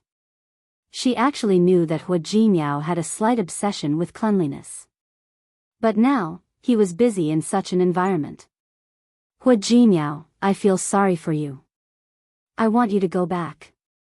Continue to be the omnipotent CEO." Hua Jinyao looked at her and held her hand. "Wife, you feel sorry for me. Don't I feel sorry for you?" Su Qingsang was clearly a doctor in the obstetrics and gynecology department, but what she had done in the past 2 days had nothing to do with the obstetrics and gynecology department. "You're here to help the disaster area, but you're chasing me back. Haven't you ever thought that there will still be aftershocks here from time to time? If I really leave here, will I be worried about you? The situation is basically stable now. Even if there are aftershocks, I believe it won't be too serious." Also, Su Qingsang tried to persuade Hua Jinyao, but Hua Jinyao didn't accept it. "Wife, either you go back with me, or I'll stay with you. In short, I won't let you go alone. In such an uncertain environment, you'll experience the fear and worry from before." Su Qingsang was speechless. Her throat was a little blocked. She wanted to say something, but in the end, she could only reach out and hug Hua Jinyao. "Hua Jinyao, did I tell you that I love you?" "Yes. You're saying it now. Then did I tell you that I like you because you're you? Even if there's a better man than you who treats me better than you, I can't like him?" She was answering his question from the other day. Hua Jinyao smiled and wrapped his big hand around her waist. Moreover, Su Qingsang raised her head to look at him. Her eyes, which were slightly bloodshot because of exhaustion, were still as bright as stars. "In my heart, there will never be a man who is better than you, who treats me better than you." Hua Jinyao laughed. He laughed so hard that his chest was shaking. Su Qingsang's face was pressed against his chest, and the corners of her lips curled up slightly with a faint smile. When Su Peijian entered the room, there was not only the smell of alcohol, but also the smell of cigarettes. The room was still very dark, and the lights were not turned on. The smell of the entire room was unbearable. She turned on the lights and opened the curtains. The dazzling light made Hua Yifan, who was lying on the bed, open his eyes. When he saw that it was Su Peijian, he turned over, pushed the bottle of wine in his hand, and went back to sleep. Looking at him, Su Peijian's heart was filled with hatred. She turned around and went to the bathroom to get a basin of water. She walked to the bed and splashed it on Hui Yifan's face. Hui Yifan had to get up. He stared at Su Peijian as if he was looking at an enemy. Are you crazy? What are you doing? What am I doing? I want to ask you now, what are you doing? What am I doing? Hui Yifan sneered and wiped the water off his face. What else can I do now? Tell me, what else can I do now? I don't know what you can do now. I only know that no matter what you do now, it's better than you being drunk here. Better? How is it better? Hui Yifan got up from the bed. His clothes were wet, so he took them off. He walked up to Su Peijian and reached out to pinch her chin. What? What else can you use me for? Tell me. Hui Yifan. Su Peijian waved his hand away. Let me tell you, what else can I use you for now? Look at you. Not to mention Hu Jinyao, even I would be able to beat you to the ground. Do you believe me? Of course I do. Why not? Hui Yifan grabbed Su Peijian's arm and pressed her against his body.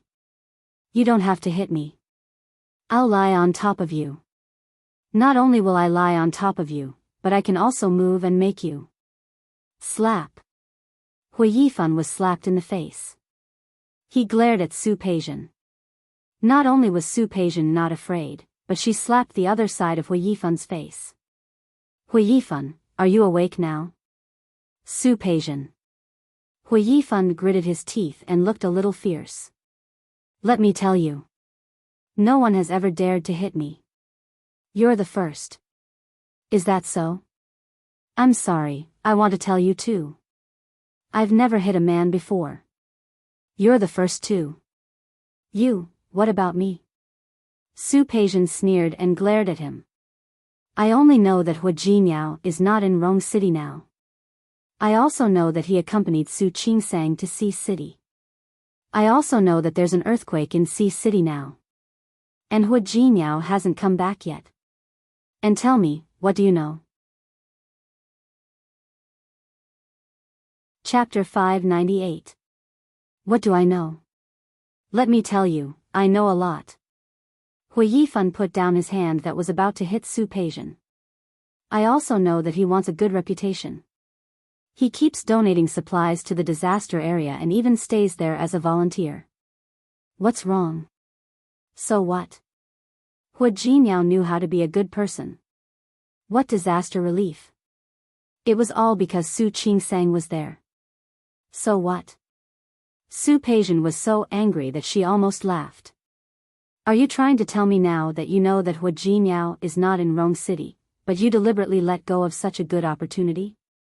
What opportunity? Hui Yifan looked at Su Peijian with his eyes wide open. Tell me, what other opportunity do I have? He had already been kicked out by old Master Hua. What other opportunity did he have? Hu Jinyao is in Sea City. There was an earthquake in Sea City. Su Peijian stared at Hui Yifan's face. She didn't believe that he wouldn't think of it. It's true that you were kicked out of Tianyu Group, but it's still a short time. Who knows? Who knows? Hui Yifan sneered. Everyone knows. What do you think? Su Peijian rolled her eyes. She took 2 steps forward and grabbed the front of Hui Yifan's shirt. No wonder you can't beat Hu Jinyao. You want to beat Hu Jinyao with your cowardly appearance? You're dreaming. Okay. I'm cowardly, but Hu Jinyao isn't cowardly. If Hu Jinyao isn't cowardly, why are you here? Go find him. But the problem is, Hui Yifan looked at Su Peijian up and down with extreme contempt and sneered. He doesn't like you. Su Peijian was annoyed.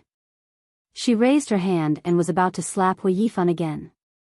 This time, her slap missed.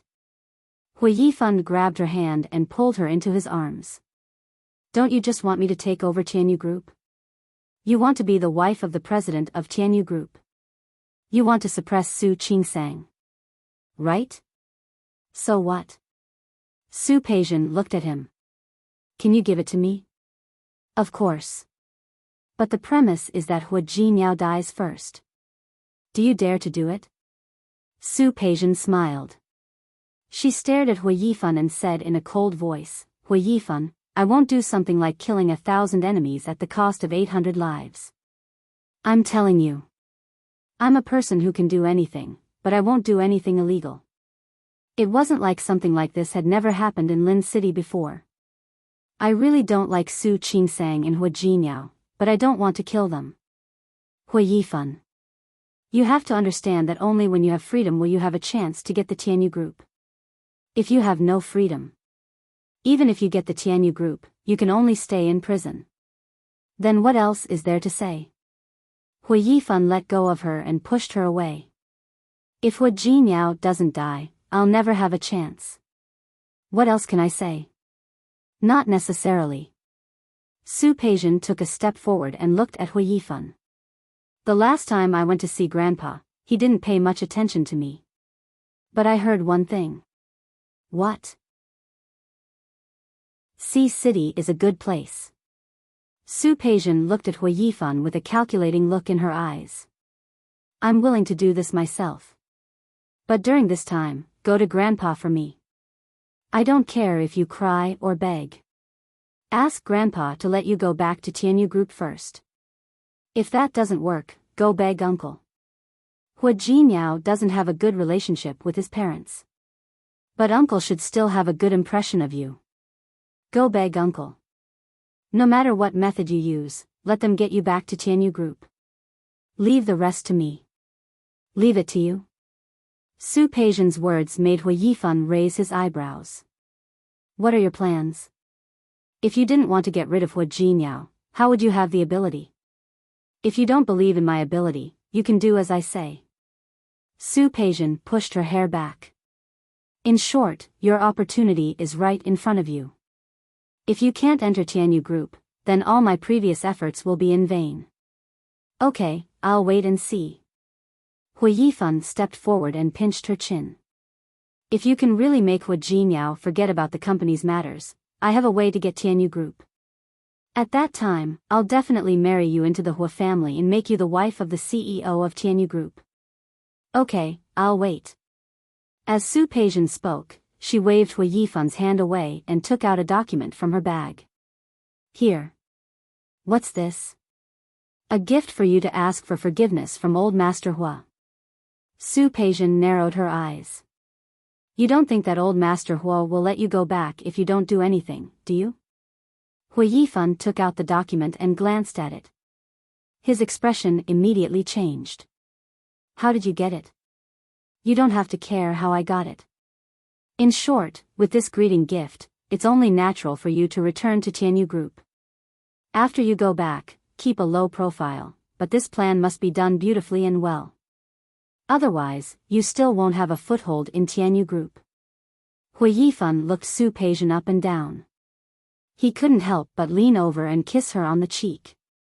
Woman, I really think that my brother chose your sister first and didn't choose you. He's blind. Of course he's blind. Su Peijian sneered.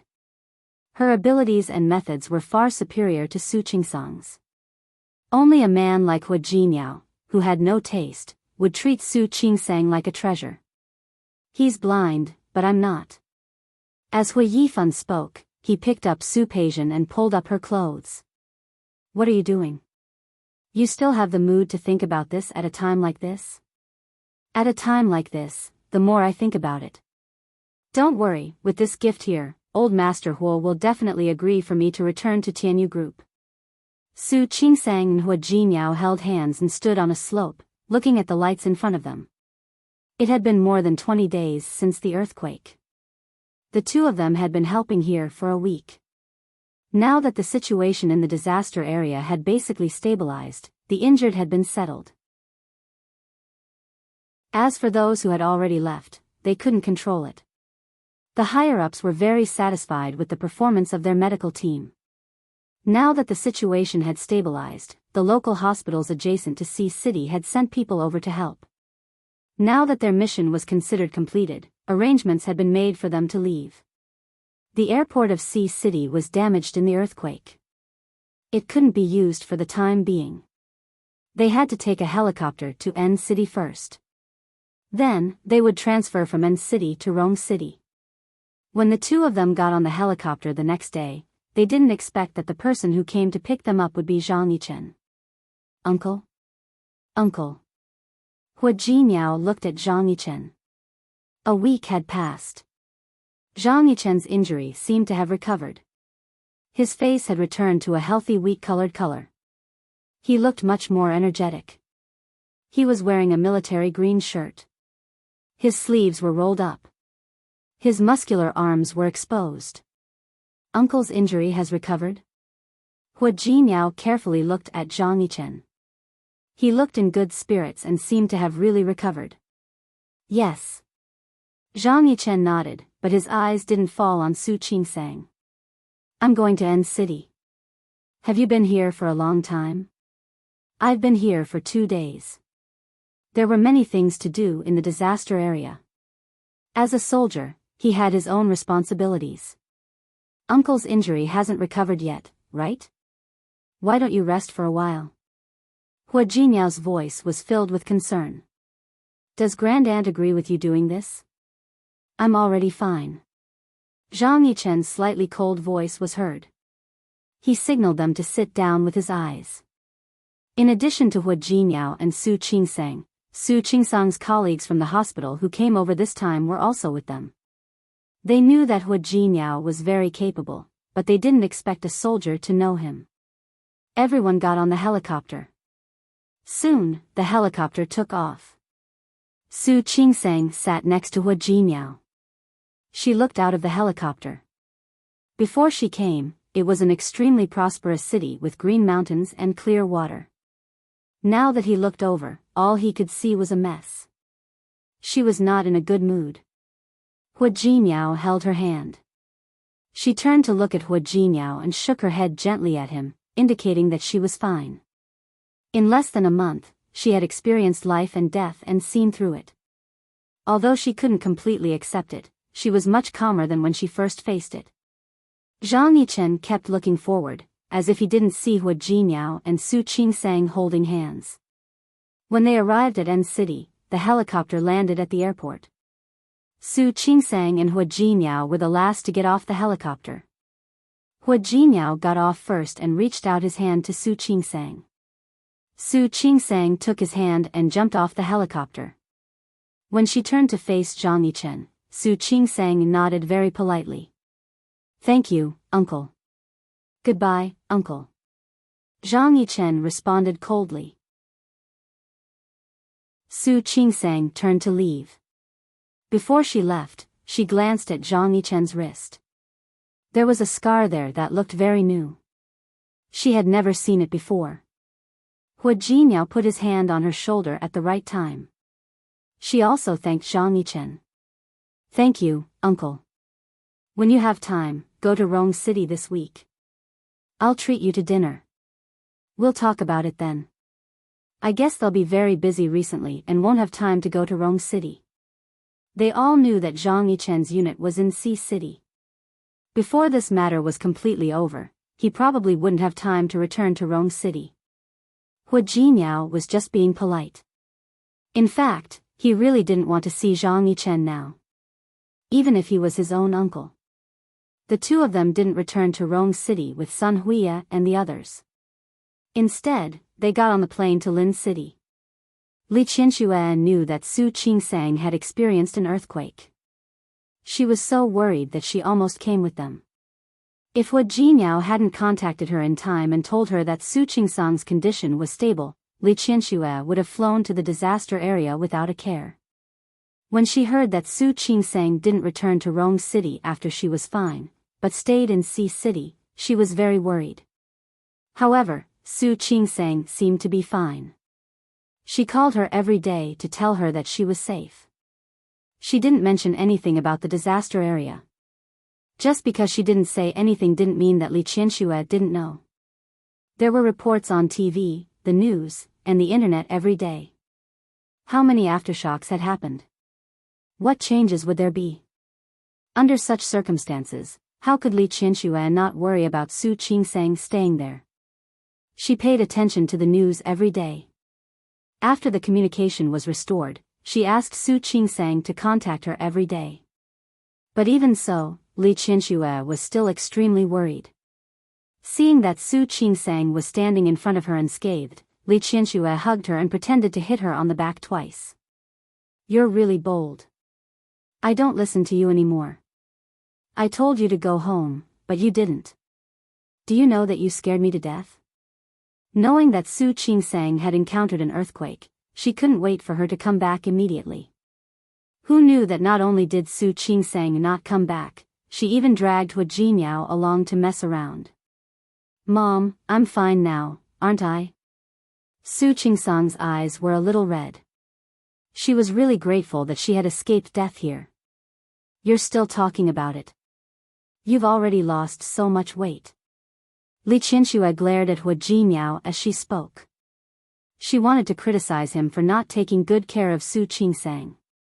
However, she realized that his face was even uglier than Su Qingsang's, and he seemed to have lost even more weight than Su Qingsang. Knowing that he had accompanied Su Qingsang all the way, she couldn't help but complain.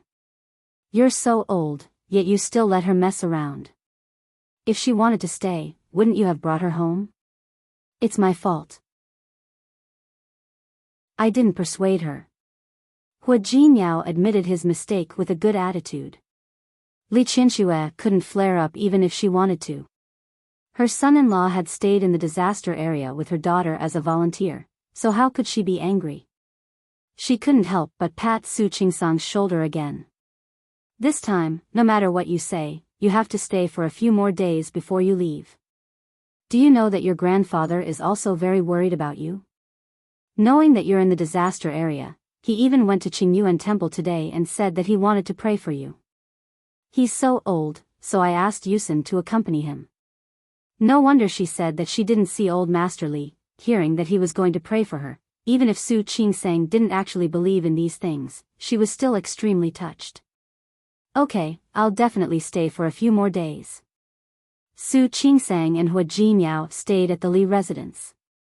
In the afternoon, old Master Li and Su Yusen returned. Both of them were very happy to see Su Qingsang.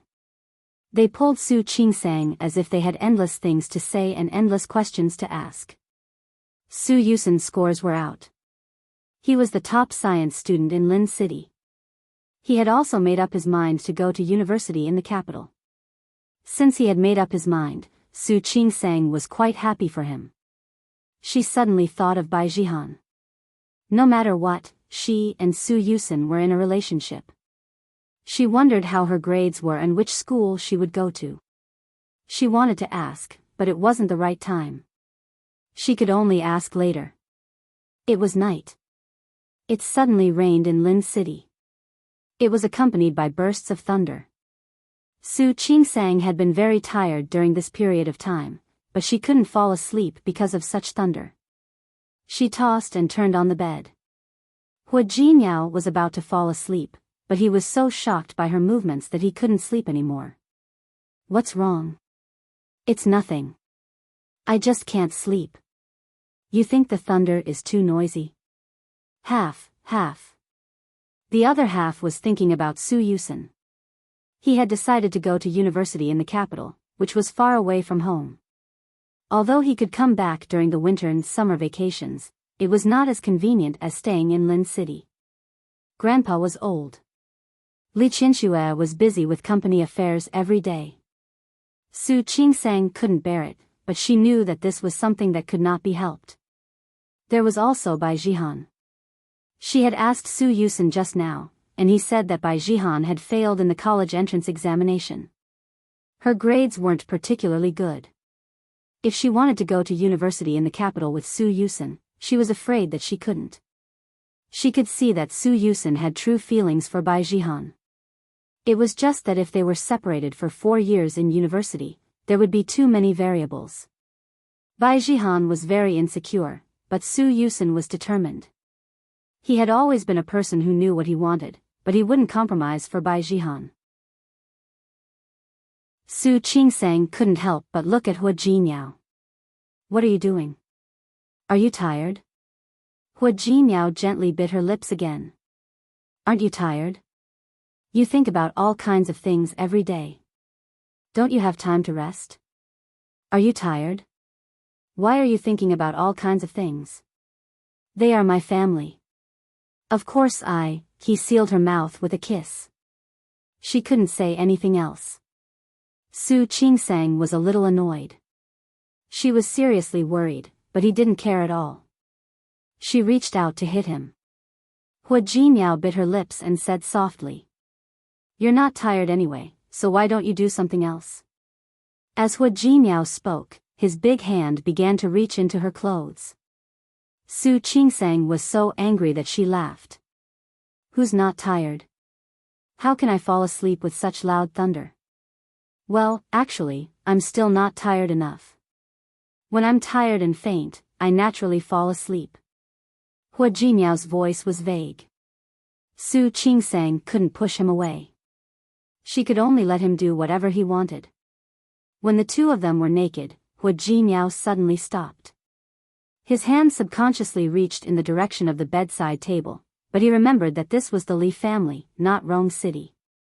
He gritted his teeth, turned over, and was about to get off Su Qingsang's body. Su Qingsang hugged him at this moment. She met his eyes. Her eyes were clear. Didn't you say that it was a child? Hua Jinyao's expression was a little conflicted. He wasn't ready yet. How could Su Qingsang give him time to prepare?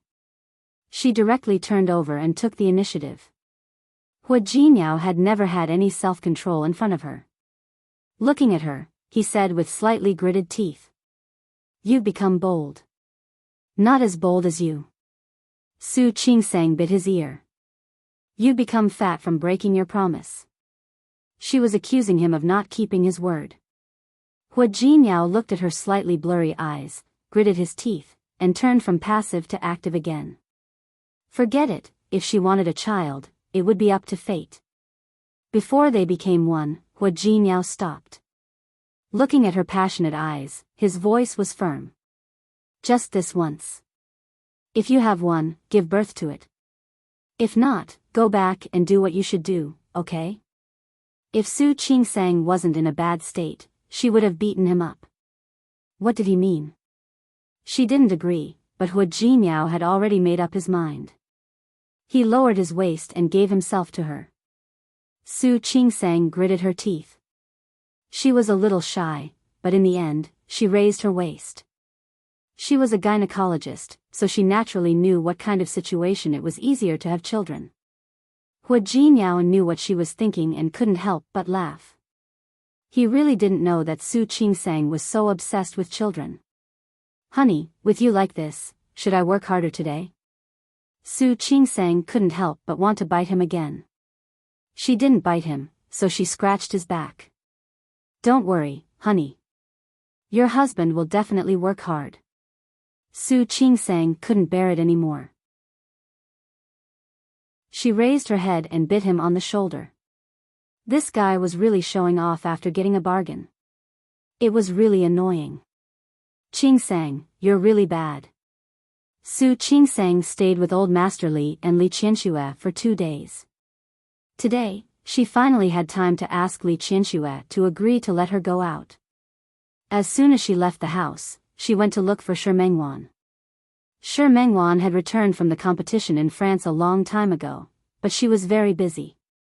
This time, she didn't win the championship, but she got the most unique design award. The significance of this award was extraordinary, and it also made Shi Mengwan famous overseas as a rising star of design. More and more people came to him. Su Qingsang saw Shi Mengwan again and found that she didn't look well either. You have dark circles under your eyes. Are you worried about me? Or are you busy with work? You're heartless. Shi Mengwan pinched her arm. I'm worried about you, of course. She was really worried about Su Qingsang. If she hadn't found out that Hua Jinyao had accompanied her to the disaster area, she would have gone too. Su Qingsang was touched and hugged her waist tightly. All right, I'm fine now. She stepped back a little and looked at Shi Mengwan's expression. You don't think I don't know that you stayed up all night drawing again. I know you want to make money, but no matter how much you want to make money, you have to take care of your health. Shi Mengwan didn't say anything. It was true that she wanted to make money. She wanted to prove that she was also true. Zhang Haoze and Chen Feifei were still engaged. She was powerless to stop it, and she couldn't do anything. Zhang Haoze had come to look for her twice during this period of time, but she avoided him. When he came to the studio, she asked someone to say that she wasn't there. When he came to her house, she hid from him and didn't open the door.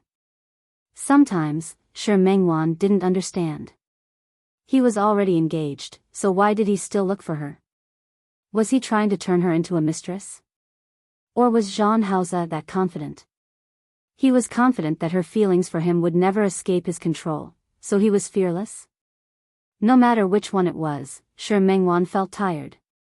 Even though she knew that Zhang Haoze was the big brother she had been thinking about for more than 10 years. But such a relationship with a third party, was too tiring for her. Mengwan, what's wrong? Are you really tired? Yes, very tired. Shi Mengwan twitched the corner of her mouth. It's not a big award, but the internet is so developed now. When it was spread back to China, many people bragged about the award. I can't even take online orders during this period of time. Su Qingsang looked at her with heartache. How about you take a break for a while? Or stop taking orders for a while? Or hire some more people? Anyway, your studio is already big enough now, and you can hire a lot of people. I want to, but there aren't many good designers who are close to my style and agree with my ideas. Su Qingsang knew Shi Mengwan very well. She didn't continue talking about this matter. Shi Mengwan didn't think about Zhang Haoze anymore.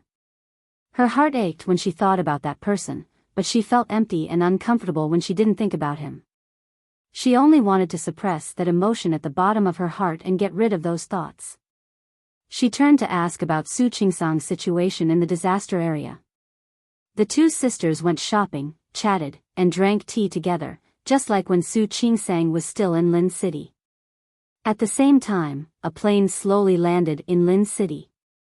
Su Peijian wore a pair of Dior sunglasses on the bridge of her nose. She was wearing Chanel's new summer dress. She slowly walked out of the airport, the corners of her lips curling up into a faint smile. Chapter 599. Before Su Peijian came to Lin City, she made a trip to N City.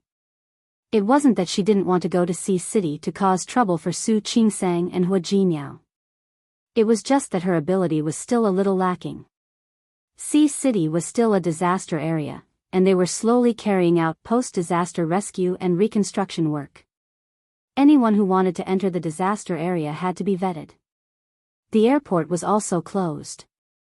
Su Peijian wouldn't even think about volunteering. She wasn't cut out for that. She didn't want to do what she thought was hypocritical. She spent a lot of effort and pulled a lot of strings. She used all the connections that she could use when she was in Lin City. Speaking of which, she had to thank Su Chenghui and Li Qianxue. They despised her and hated that she was in Rong City.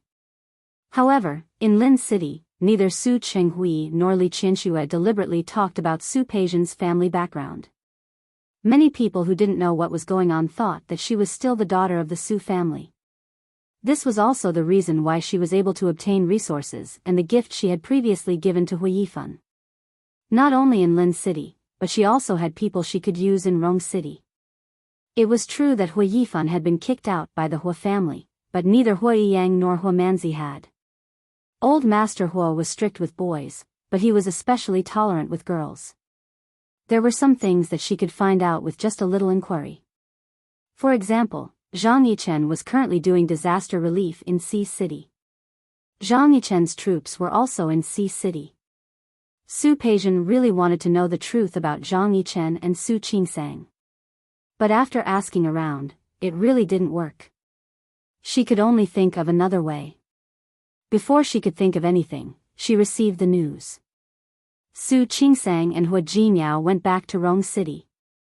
The heavens were really on her side. Su Qingsang was very busy after returning to Lin City. Other than Li Qianxue and Shi Mengwan, who wished that she could accompany them every day, she also took the time to go back to the hospital. Previously, Director Zhang had taken such good care of her that she bought afternoon tea and specially took half a day off to visit Director Zhang and the others. Director Zhang was very happy to see Su Qingsang. He looked at the time and told Su Qingsang not to leave in a hurry. Let's have dinner together tonight. Su Qingsang had the same idea. She was going to invite them to dinner. When the group was about to leave, they met Zhua Hongchen again. Zhua Hongchen had been very busy for the past 6 months. He had been promoted to chief and had a lot of things to do. Most importantly, he had a girlfriend. He had a lot of things. A new doctor from the same department. The only regret was that Zhua Hongchen's girlfriend had gone to study recently. He was not in Lin City and would only be back in a week. Su Qingsang asked him to join them. Therefore, Su Qingsang brought a group of people to Chaowen Courtyard. At the same time, Su Peijian looked at Qiu Yanba, who was sitting across the desk. Du Qingsang, you? Su. Qiu Yanba, it was your Qiu family who wanted to get engaged. Later, it was you, Qiu Yanba, who wanted to break off the engagement. You? Do you think you can get engaged whenever you want and break off the engagement whenever you want? Su Hua, Hut. Yun, Su, Chen. Su Peijian smiled. Su Qingsang and Hua Jinyao are in Lin City now. Su, Hao Su, Qi. Su, Hao Su, Kissity. How? Su Peijian told him her plan. Qiu Yanba stared at her, his eyes wide with shock. You're crazy. Qiu Yanba admitted that he was interested in Su Qingsang. But it wasn't enough for him to go against Hao Jinyao. He had been warned by Hao Jinyao and he was working with Tianyu Group. Recently, the company's business had been quite good. He didn't want to go against Hao Jinyao and get himself into trouble. Let's just say I'm crazy. You're the one who drove me crazy. Su Peijian leaned forward and stared at Qiu Yanba, her eyes filled with endless coldness. Qiu Yanba, you want to stay out of this? Why can't I stay out of it? Because I have something on you. Su Peijian smiled. She stood up, put her hands on the desk, and looked down at Qiu Yanba's face. You don't think that I didn't know anything when I was your fiancé, do you? Qiu Yanba's expression changed. Su Peijian, what do you mean? Su Peijian smiled. She opened her bright red lips and said a few words. Qiu Yanba's face turned livid. I've always thought you were a smart person. So, a smart person like you should know how to do smart things, right? Qiu Yanba stared at Su Peijian and nodded. Good, very good. Tell me. How do you want me to help you? Let's go. Follow me to find the person first. Tell me slowly. What do you think? Qiu Yanba stared at Su Peijian's face and sneered. Su Peijian, why didn't I know you were a vicious beauty before? I didn't know you were a scumbag either. Su Peijian emphasized the word scumbag. Qiu Yanba was so angry that he laughed and glanced at her coldly. Let's go. Su Peijian smiled with obvious pride on her face. Su Qingsang hadn't met with her colleagues for a long time. It was rare for her to have a gathering like this. Because Zhua Hongchen was the director's son, everyone let him sit at the head of the table, next to Su Qingsang. He had a girlfriend recently. Although he had feelings for Su Qingsang, he still hoped that she could live a good life. When Su Qingsang was talking, he turned his face to listen to her. She talked about the incident at Rong City Hospital and the disaster area this time. Her eyes were curved, and there was a smile at the corner of her eyes. Her complexion was also very good, especially the feeling that her whole body exuded. It could be seen that she was living a good life. This was very good. He knew that she was living a good life. He was also relieved. Although it had nothing to do with him. Who asked him to confess too late and reveal his feelings too late? This table of people was bustling with noise and excitement. On the other side, Su Peijian and Qiu Yanba, who knew where Su Qingsang was, also came to the private room next door. Qiu Yanba looked at Su Peijian with a mocking expression on his face. Su Peijian, if Hu Jinyao finds out about your current plans, do you know what will happen to you? What will happen? Su Peijian sneered. Will it be worse than now? If it weren't for Su Qingsang, if it weren't for Hu Jinyao, how could she have ended up like this? She lost everything. Why could Su Qingsang have everything? She couldn't accept it. She called the waiter over and ordered 2 bottles of wine with great interest. Do you want to have a drink together? Su Peijian poured 2 glasses of wine and placed one in front of Qiu Yanba. Qiu Yanba turned his face away from Su Peijian. I don't want to drink with you now. It's okay, I'll drink it myself. Su Peijian not only drank it herself, but also called the waiter over to bring one of the bottles to the next room. If any one of them asks, say it's from Mr. Hua. The waiter took the bottle of wine to the next room. Next door, Su Qingsang and her colleagues from the hospital were indeed drinking. When someone brought the bottle of aged dry red wine over, Director Zhang was stunned for a moment. No one was blind and could see the value of the wine. It's from a Mr. Hua. The waiter's words made everyone turn to look at Su Qingsang, and there was a hint of ridicule in their eyes. Su Qingsang was a little embarrassed. She had called Hu Jinyao about coming out to the party, but she didn't expect him to arrange this. Was he asking her to drink without any worries? Qingsang, thank you in advance. Director Zhang smiled and didn't stand on ceremony. Su Qingsang felt a little warm and a little sweet in her heart. Other than having a disagreement with Hu Jinyao on the matter of the child, Hu Jinyao was perfect in every aspect. Just like that, a bottle of wine fell into the stomachs of the people present. Everyone was very grateful that Su Qingsang still remembered them after leaving for so long, so one by one, they came over to toast her. Su Qingsang was inevitably a little drunk after being toasted by them one after another. The banquet hadn't ended yet, but the atmosphere was already lively again. The alcohol got to their heads, and everyone was in high spirits. They said that they were going to KTV to sing. Su Qingsang didn't object. It was a rare opportunity, and it was good to have more fun. However, she drank too much and couldn't help but go to the bathroom. When Su Qingsang washed her hands, she began to feel a little dizzy. She shook her head, trying to sober herself up. However, her nose was suddenly covered, and she instinctively struggled. However, she didn't have much strength in her drunkenness, and her body just went limp. Su Peijian and Qiu Yanba helped Su Qingsang out the back door. Of course, Su Peijian was very careful. The boss of Chaowen Courtyard used to be friends with Su Qinghui. It took her less than 10 minutes to take Su Qingsang away from Chaowen Courtyard. During these 10 minutes, the surveillance cameras of Chaowen Courtyard were broken. In the end, all they could capture was Su Qingsang entering the bathroom. Of course, she didn't forget to use Su Peijian's phone to call the people from the hospital. She said that she was drunk and her husband was coming to pick her up. So, they went to play. No one would make things difficult for Su Qingsang. Everyone knew that she had drunk too much just now. As for her voice, it was normal for a drunkard to speak in a drunken manner.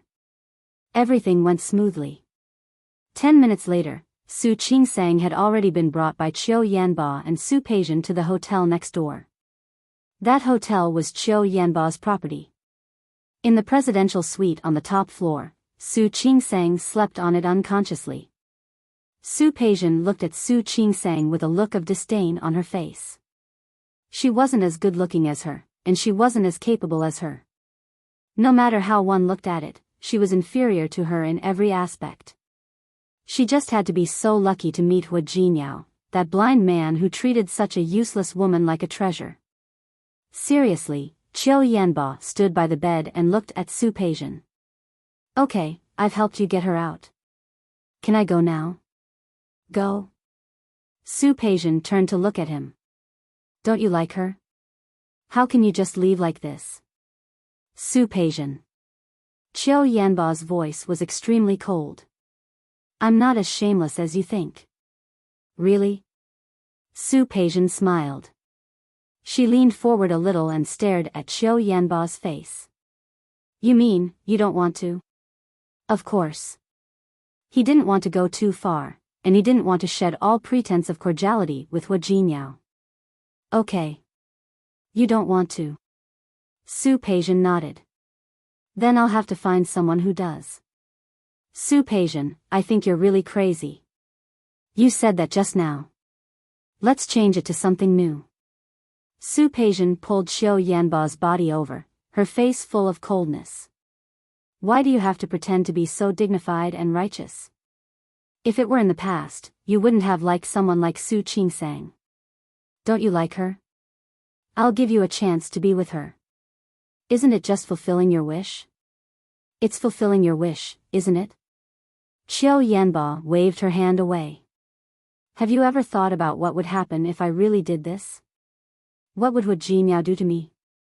Su Peijian, you've already left the Su family. You don't care, but I do. I won't risk my family. Don't worry. By the time Hu Jinyao comes, you should have already left.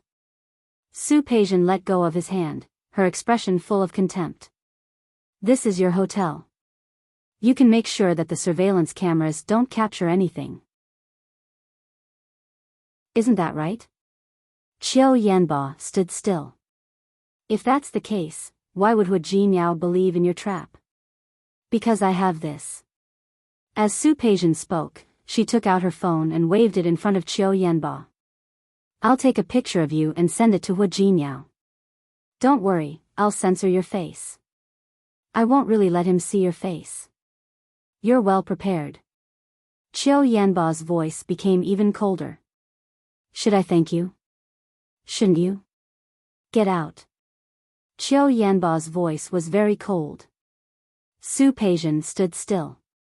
I can't go out. I want to stay and take pictures. Do you think I'll let you stay?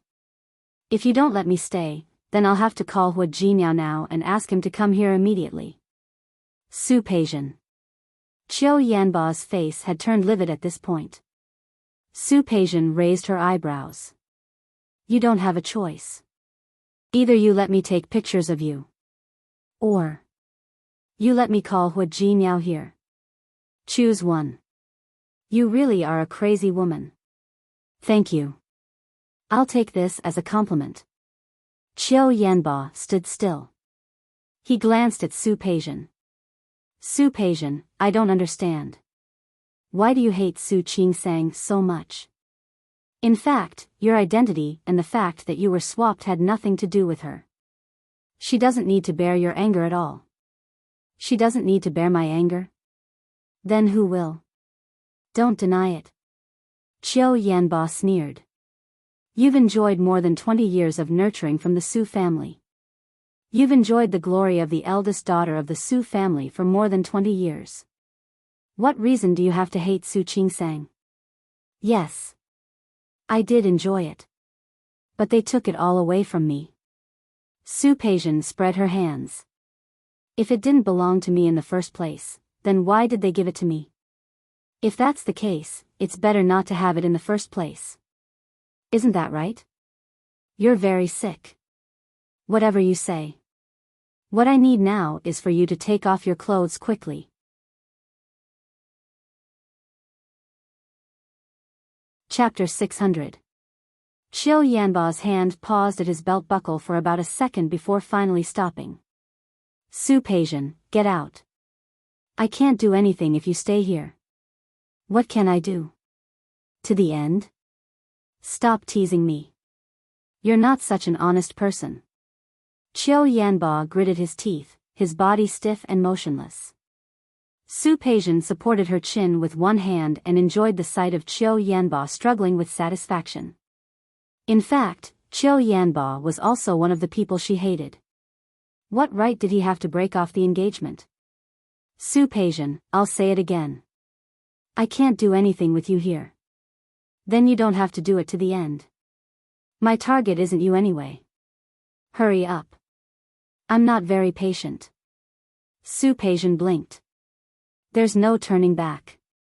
Don't even think about getting cold feet. Qiu Yanba narrowed his eyes, gritted his teeth, and began to unbutton his shirt. Su Peijian smiled. Seeing Qiu Yanba unbuttoning his shirt, the corners of her lips curled up even more. She took out her phone and adjusted the camera angle to her satisfaction. Seeing Qiu Yanba take off his shirt and reveal his chest, there was a flash of pride in her eyes. Qiu Yanba took off his shirt, but he didn't go to the bed like she thought he would. Instead, he turned around and went to the bathroom. Qiu Yanba. What are you doing? Take a shower. Qiu Yanba turned to look at her, his eyes cold. Why? Can't I take a shower first? Don't try to stall for time. It's useless. Su Peijian sneered, now that things have come to this, even if you don't do anything, you still won't be able to get away with it. Qiu Yanba looked at her coldly and turned to take a shower. Soon, the sound of running water could be heard from the bathroom. Su Peijian relaxed her body and put her phone aside. She narrowed her eyes and looked at Su Qingsang, who was sleeping on the bed. In terms of appearance, Su Qingsang was no match for him. If a delicate and pretty lady were to dress up, she might be 80 points. But that was all. His skin was very good. After all, he was young and delicate. His figure was not bad either. However, compared to her, she was far inferior. No matter how one looked at it, he was inferior to her. Hua Jinyao was really blind. He yawned and felt a little sleepy. She looked at the time and found that Qiu Yanba had been showering in there for more than 20 minutes. Did that good-for-nothing think he could escape? She stood up and walked towards the bathroom.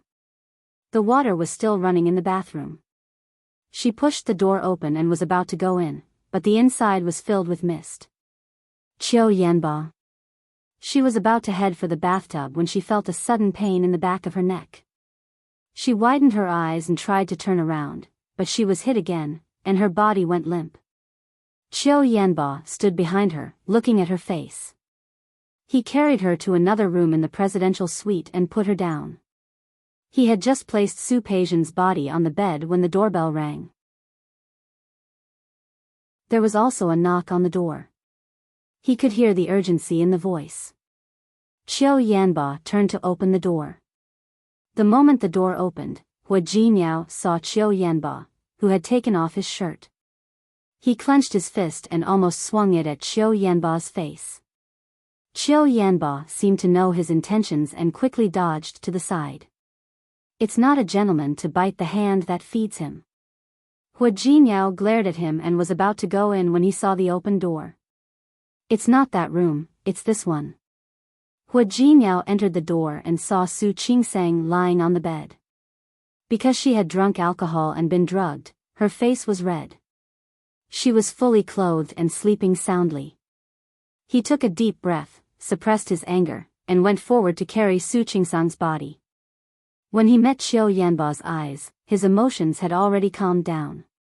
Thank you. I owe you one. You're welcome. Qiu Yanba touched the tip of his nose. Don't forget me if there's a good opportunity to work together next time. Of course. Hua Jinyao nodded and walked out with Su Qingsang in his arms. However, he suddenly stopped halfway. Where's Su Peijian? She's asleep in the other room. Hua Jinyao's brows were tightly knitted. Qiu Yanba seemed to know what he was going to do. You'd better take her away first. You can deal with Su Peijian anytime you want. But she drank alcohol and was drugged by Su Peijian. You'd better take her for a checkup. Hu Jinniao nodded. He knew what was more important. Su Qingsang was the most important thing right now. As for Su Peijian, in the past, her little tricks were harmless. He didn't take her seriously. Now, he wouldn't let it go just like that. He raised his feet to leave, but suddenly stopped. He turned around and glanced at Qiu Yanba. I'll take Su Qingsang to the doctor now. You can leave now. I'll arrange the rest. President Hua, you're really swift and decisive. It seems that you've made up your mind to teach her a lesson today. Of course. Hu Jinniao's voice was very cold. Repay kindness with kindness and revenge with hatred. I've always been like this. If that's the case, then I'll leave first. Don't worry. I won't interfere with what you do next. Thank you. Hu Jinniao nodded and left with Su Qingsang in his arms. He went upstairs and left the hotel. After getting into the car, he made a few calls. His expression was very cold. His knuckles were slightly white as he gripped the phone. The call was connected. Hu Jinniao's voice was as cold as ice. He gave his instructions. The person on the other end of the phone was a little surprised, but he quickly did as he was told. Hu Jinniao hung up the phone. His eyes fell on Su Qingsang's face. He felt lucky again, but he regretted it again. He should have been with her, no matter where she went or what she did. In that case, he wouldn't have given others a chance. He threw the phone aside. He reached out and stroked Su Qingsang's face. I'm really worried about you. He didn't keep a close eye on her, and she and Zhang Yichen were trapped in the ruins of the earthquake. He didn't pay attention again, and she was almost hurt by Qiu Yanba. Fortunately, Qiu Yanba was still sensible and knew how to make a choice. Otherwise, he almost didn't dare to think about it. Without thinking too much, he turned around and took Su Qingsang to the hospital. It wasn't far from the hospital where Su Qingsang used to work. The doctor on duty also knew Su Qingsang. He had just met her today. The doctor finished examining Su Qingsang as quickly as possible. It's nothing serious. Although she was drugged, the amount was not large, so there's no need for special treatment. After drinking, go back and make some tea to sober her up. After making sure that Su Qingsang was fine, Hu Jinniao finally relaxed. He carried Su Qingsang and turned to leave. When they got home, Li Qianxue and Old Master Li were still awake. Su Qingsang rarely came back, so they were all waiting. Seeing Hu Jinniao carrying Su Qingsang in the door, Li Qianxue stood up immediately. What's wrong? Didn't you go to a party? As soon as she got closer, she smelled the strong smell of alcohol. Li Qianxue's brows furrowed. How much did she drink? Why is she so drunk? Mom, don't worry. I'll take her upstairs to rest first. You sit for a while. I still have something to tell you. His cold expression was different from before. He said, you, instead of, you. Li Qianxue and Old Master Li both looked at him, not understanding what was wrong with Hu Jinniao. Hu Jinniao sent Su Qingsang upstairs, changed her clothes for her, and covered her with the quilt. Finally, he kissed her on the forehead, turned around, and went downstairs. At this time, Su Yusen also came downstairs. The three of them sat on the sofa, waiting for Hu Jinniao. Hu Jinniao sat across from them, and his expression was very ugly. This was the first time he showed such an expression since he came to Lin City. Grandpa, Mom. There's something I need to tell you. His serious attitude made Old Master Li and Li Qianxue even more confused. The two elders looked at each other, and finally looked at Hu Jinniao together. What is it? Just say it. Okay. Hu Jinniao nodded and told them what Su Peijian had done that night in a cold voice. Old Master Li and Li Qianxue's expressions changed at the same time. Especially Li Qianxue, she stood up immediately. What did you say? So, Qingsang, did she suffer? Although Su Qingsang was fully dressed when she was carried back, Li Qianxue couldn't help but worry. Qingsang is fine. Hua Jinyao's face was expressionless. That Qiu Yanba is sensible. He doesn't have the guts. Li Qianxue sat back down. She knew Qiu Yanba. No matter what, he had known the Li family since he was a child, and his character was generally good. Su Yusen couldn't believe that Su Peijian would do such a thing. Then, Sister Peijian, she is now, you still call her Sister Peijian? Li Qianxue glared at her son, and her voice became colder. Let me tell you, from today on, she is no longer your sister. If you dare to call her your sister, don't call me your mother. Hua Jinyao's focus was not on Su Yusen's address. Grandpa, Mom. What I want to say is, although Qingsang is fine this time, it doesn't mean that Qingsang will be fine in the future. What did that mean? Qingsang was lucky to meet Qiu Yanba today. Qiu Yanba is still working with our two families. He doesn't dare to offend us too much. But what about next time? What if Su Peijian finds someone else? Old Master Li and Li Qianxue only felt that their backs were wet. Even Su Yusen was shocked and broke out in a cold sweat. Yes. They met Qiu Yanba today. Even if he had the intention, he would have to think about what he would have to face when the Hua family and the Li family attacked the Qiu family together. But if Su Peijian was a little crazier, a little more unscrupulous, then what would happen to Qingsang today? Li Qianxue didn't dare to think about it. She closed her eyes. In her eyes, besides pity for Su Qingsang, there was also hatred and resentment for Su Peijian. No matter what, Su Peijian was the daughter she raised, but now, she did such a thing. She was simply crazy.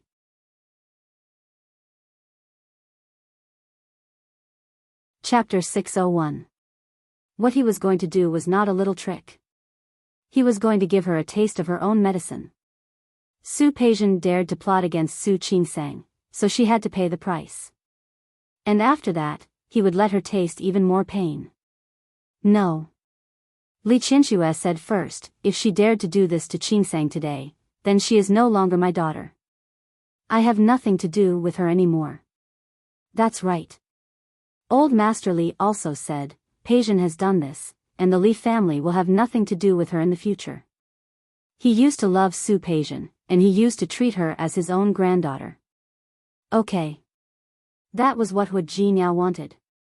He knew that Li Qianxue and Old Master Li might not be on Su Peijian's side. But after all, they had raised her for more than 20 years, and they had feelings for each other. Hua Jinyao was not worried that they would not cooperate. If they were not willing to cooperate, he would naturally think of other ways. But today, he had to teach Su Peijian a lesson. Su Yusen did not speak.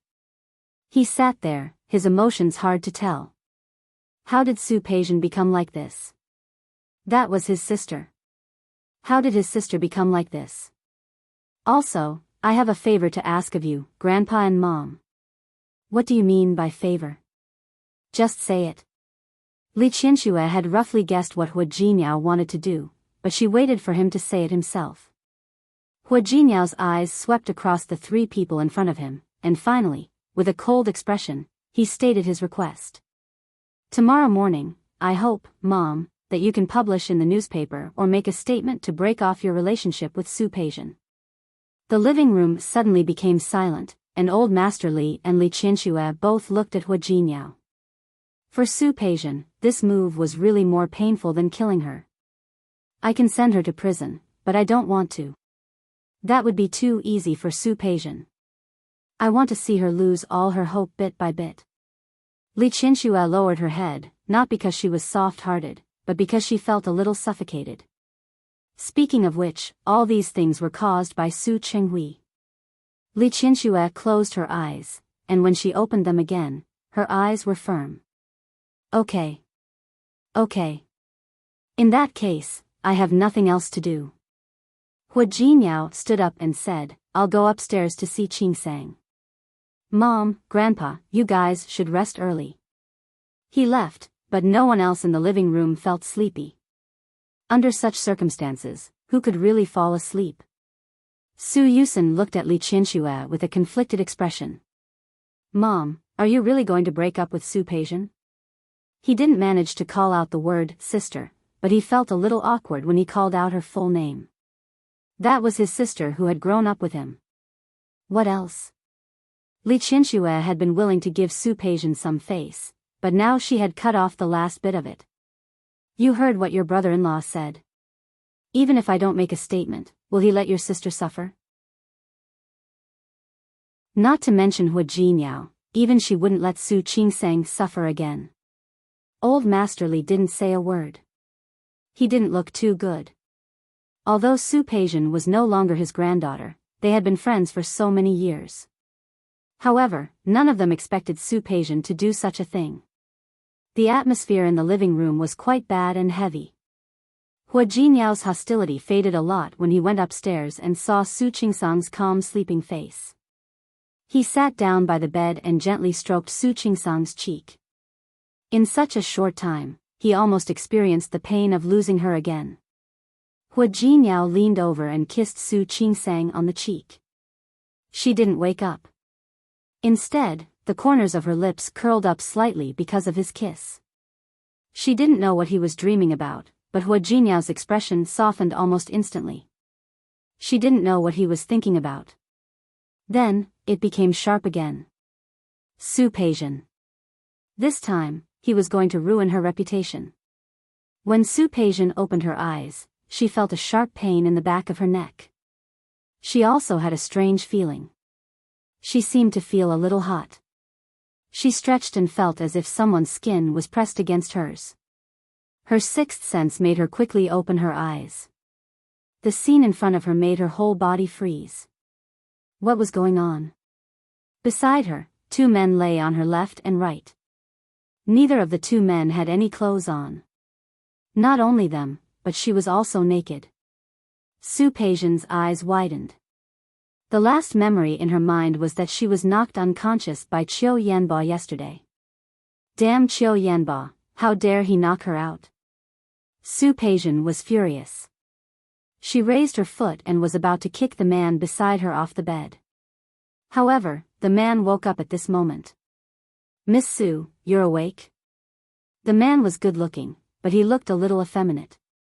Su Peijian hated men like this the most. Get out of here.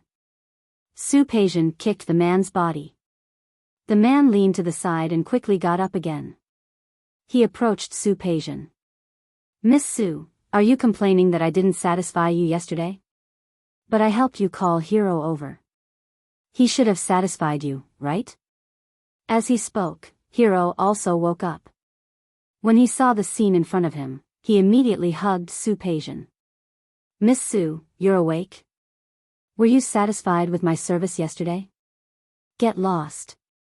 Su Peijian raised her hand and was about to push the man away. Hero hugged her tightly. Miss Su, if you're not satisfied, we can do it again today. With that, he hugged Su Peijian and was about to kiss her. How could Su Peijian let him have his way? She tilted her head, intending to slap the man. However, the man in front of her followed and held her hand. All right, Miss Su, don't be angry. We'll satisfy you now. Do you know who I am? Get out of here. Su Peijian was furious. She struggled to get up, but the two men just had their hands on her. Before she could break free, the door of the hotel room was suddenly opened. A large group of reporters rushed in. Su Peijian was instantly flustered. She quickly pulled up the blanket to cover her body. However, it was already a step too late. Those people had taken a lot of photos. You bunch of bastards, get out of here. Miss Su, may I ask how long you've been like this? Miss Su, did you call two gigolos at once because one couldn't satisfy you? Miss Su, did you become like this because you broke off your engagement with Mr. Cho? Miss Su, what caused you to become like this? Miss Su, did these two gigolos have a long-term relationship with you? Miss Su, may I ask, get out. All of you, get out. If Sue Payson still didn't know that she had been set up by someone at this time, then she would have lived for more than 20 years in vain. She grabbed the pillow on the bed and threw it at the reporters. This action almost caused her to expose herself again. She had no choice but to cover her body with the blanket. If you don't get out now, wait for the lawyer's letter. Sue Payson said coldly, but the group of reporters ignored her and continued to take photos. If you continue to take photos, I will definitely make you suffer. Do you want me to remind you who I am? Sue Payson's voice couldn't make the reporters afraid at all. One of the reporters looked at Sue Payson. His voice sounded as if he was sympathetic. Miss Sue, it seems that you really don't know. Your mother, who is the current CEO of the Lee Corporation, just this morning. She has already announced that she has severed her relationship with you. What did you say? Sue Payson's eyes widened and she looked at the reporter in disbelief. Say it again. I said, your mother has already announced that she has severed her relationship with you. If you don't believe me, you can watch the news yourself. Sue Payson turned around and was about to look for her phone, but the reporters refused to leave. Instead, they interviewed the two gigolos. The one called Ah Kwon seemed a little embarrassed. We were called over by Miss Sue yesterday. In the past, she only called one, but now she feels that one is not enough to satisfy her, so she called me here too. By the way, when you want to publish, remember to censor it. Otherwise, I can also sue you for infringement. Sue Payson didn't have the mood to care about the nonsense of the two gigolos. She was almost naked, but she didn't have the mood to care. She found her phone on the bedside table and flipped through the news. Soon, she saw Lee Chin-shue's statement. In that statement, Lee Chin-shue said that her behavior was wrong and that what she had done had brought shame to the family. Now, she especially severed her relationship with Sue Payson. From today onwards, Sue Payson was no longer the daughter of the Sue family, nor was she the daughter of the Lee family. And everything about the Lee Corporation, the Sue family, and the Lee family had nothing to do with Sue Payson. There were two statements. One was a paper statement. It included the notarial certificate that Lee Chin-shue had handed over to the lawyer to deal with to sever their relationship as mother and daughter. The other was a video interview. Lee Chin-shue sat in her own office in the Lee Corporation and explained everything with a sorrowful and regretful attitude. Sue Payson sat there in a daze. She didn't even notice when the reporters finished their interviews and left. The room quieted down. The two gigolos had already put on their clothes and were about to leave. Stop. Sue Payson seemed to have only just reacted. She said coldly and glared at the two people in front of her. Ignoring the fact that she was still naked, she walked in front of the two people. Who asked you to come? Miss Sue, wasn't it you who asked us to come? Hiro laughed, and it was a frivolous laugh. Sue Payson nodded. She raised her hand and slapped them in the face, one on the left and one on the right. Really? Did I ask you to come? Ah Kwon was slapped. He tilted his head and wasn't angry. He looked at Sue Payson and chuckled. Are you angry? You were the one who asked us to come. Sue Payson gritted her teeth. What else did she not understand now? She had been put on a show. Needless to say, the person who had done this to her must be Hua Jinyao. Good, very good. Sue Payson gritted her teeth and suddenly pulled Ah Kwon over. She lifted her leg and kicked him in the crotch. Ah Kwon was in pain. Sue Payson glared at the man beside her with a cold gaze. Stop. The gigolo was shocked and quickly protected his important parts. Don't do anything rash. Otherwise, I'll call the police and sue you for intentional injury. Intentional injury? Sue Payson sneered. Before that, I'll sue you for rape. Sue Payson really couldn't take it lying down. She took out her phone as if she was going to call the police. However, the man laughed as if he was mocking Sue Payson. Miss Sue, you were the one who asked us to come. We still have the call records from your phone. How are you going to sue us? That's right. Ah Quan also reacted. He straightened his body and walked in front of Su Peijian. Miss Su, you were the one who asked us to come and you were the one who asked us to serve you well. What? Are you not going to admit it now? Su Peijian was not angry. She raised her foot and kicked Ah Quan again. Ah Quan pulled another person up. She's crazy. Let's go quickly. Su Peijian's chest kept rising and falling. After everyone left, she screamed and was about to go crazy. Her reputation was now completely ruined. It was ruined by Hu Jinmiao and Qiu Yanba. No, it was Hu Jinmiao. If it wasn't for him. Qiu Yanba didn't have the guts. She gritted her teeth. Her breath was stuck there, and she almost vomited blood. Hu Jinmiao, Su Qingsang, you guys are so ruthless. Really too ruthless. And Li Qianxue, Su Qingsang, slept a little late. She had drunk alcohol and was drugged. When she woke up, she felt a headache. She opened her eyes. Before she could get up, a pair of hands rubbed her forehead. The strength was neither light nor heavy. It gently rubbed her forehead, making her feel very comfortable. She couldn't help but open her eyes to look. When she met Hu Jinmiao's face, she suddenly smiled. Does your head still hurt? There's some hangover soup. Mom asked someone to make it. Drink it first. Su Qingsang blinked and didn't get up. It's so comfortable. Rub it for me a little longer. This person was even ordering him around. Hu Jinmiao wasn't annoyed, but his hands didn't stop moving. Su Qingsang yawned. What time is it? It's almost lunchtime. What time did you say it was? I slept for so long. Fortunately, they were in Lin City and didn't have to go to work. Su Qingsang suddenly sat up again. How did I come back yesterday? Why can't I remember? Hu Jinmiao looked at her. Sometimes, he really felt that Su Qingsang's vigilance was too weak. But who would have thought that Su Peijian would be so bold as to dare to hit him directly? Thinking of this, he felt that the punishment he gave her yesterday was too light. He had to make Su Peijian even more miserable, even more pathetic. However, Su Qingsang felt that something was wrong. I was knocked out yesterday, wasn't I? The only thing she could remember was that she had been knocked unconscious.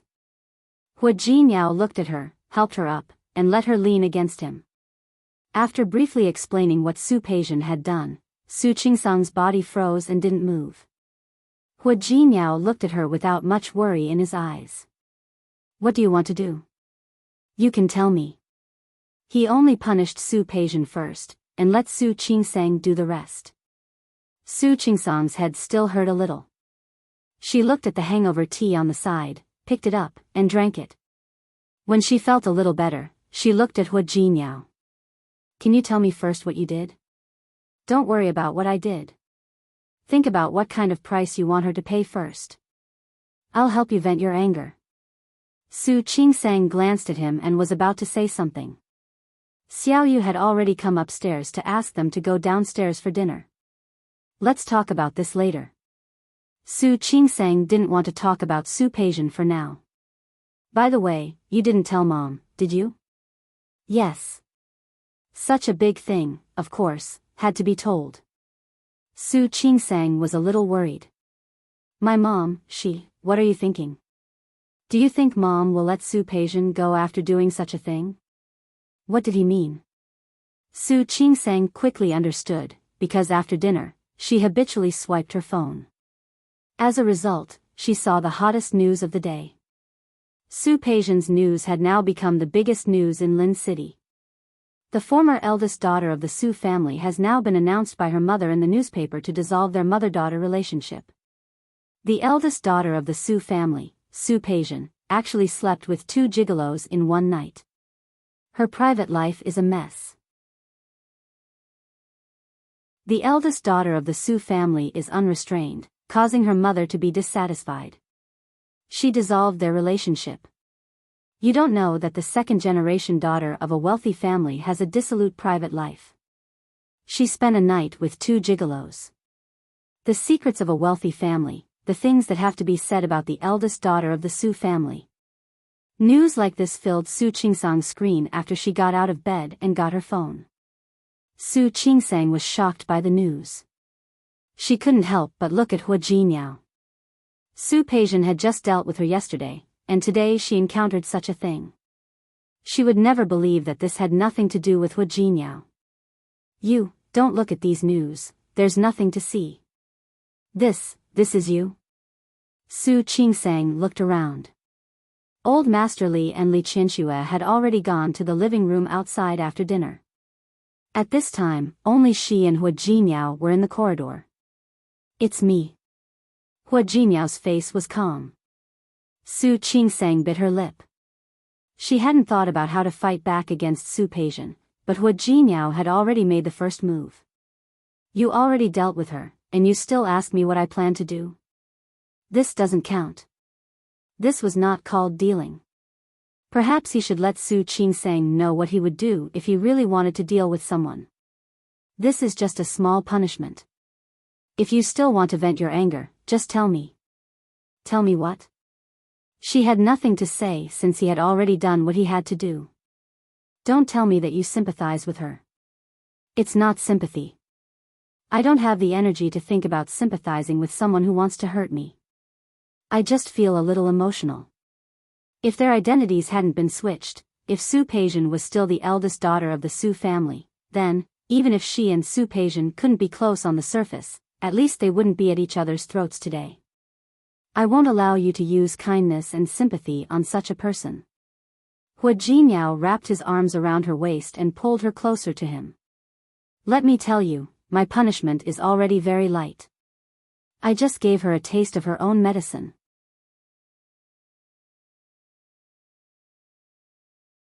Chapter 602.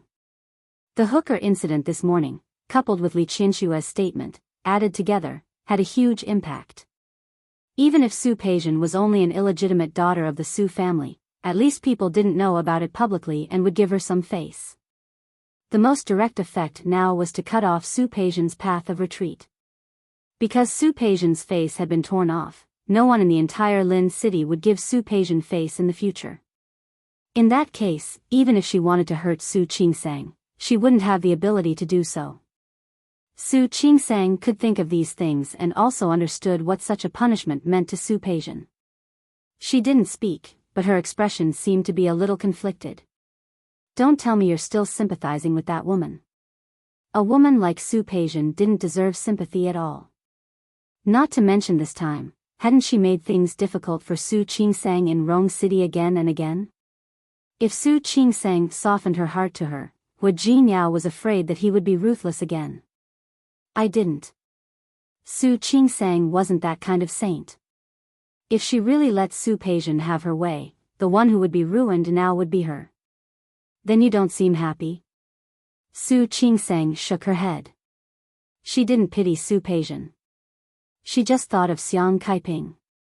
If Xiang Kaiping knew that Su Peijian had fallen into such a situation, what would she do? Qingsang?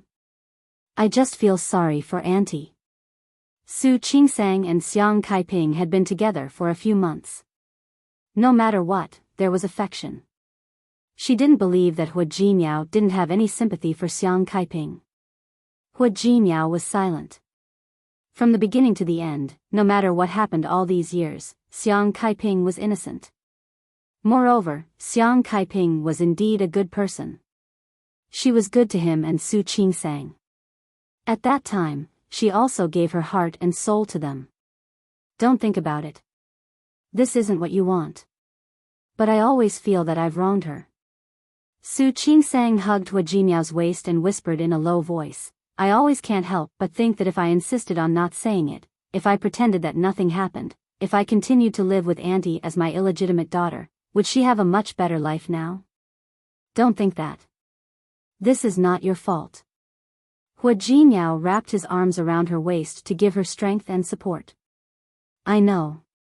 Su Qingsang understood that none of this had anything to do with her, but she said, I can't control it. I can't help it. Before she left Rome City for C City, she went to see Xiang Kaiping. She didn't look well. What she was like when she was with us, and what she is like now. You didn't see it. If you had seen it, you would have seen it. Su Qingsang knew that Xiang Caiping's loneliness had something to do with Su Peijian. With Su with Xiang. Whatever Su Peijian did was Su Peijian's business, but Xiang Kaiping was the one who had to bear the consequences. If Auntie finds out, she will break down. She had visited Xiang Kaiping a few times now. Even though Xiang Kaiping could not treat her as her daughter like she used to, her words and her entire demeanor showed that she was close to her. Su Qingsang Su Ji Miao Hua. Su pressing she put her, with she put it. I can't imagine what Auntie will do if she finds out. If you're worried about her, you can go back to Rome City to see her. I'm afraid my mom will be unhappy. She could tell that Li Qianxue didn't like her being too close to Xiang Kaiping. I don't think so.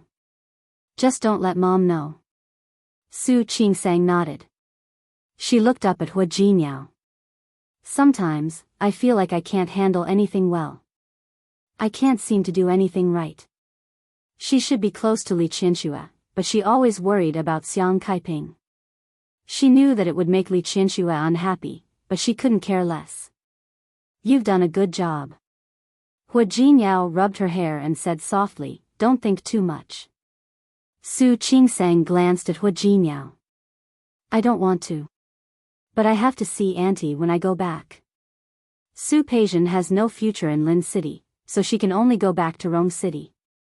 When that time comes, you can tell Auntie what she did. I believe she will understand. Forget it. Let's not talk about it. Su Qingsang shook her head. She couldn't bear it.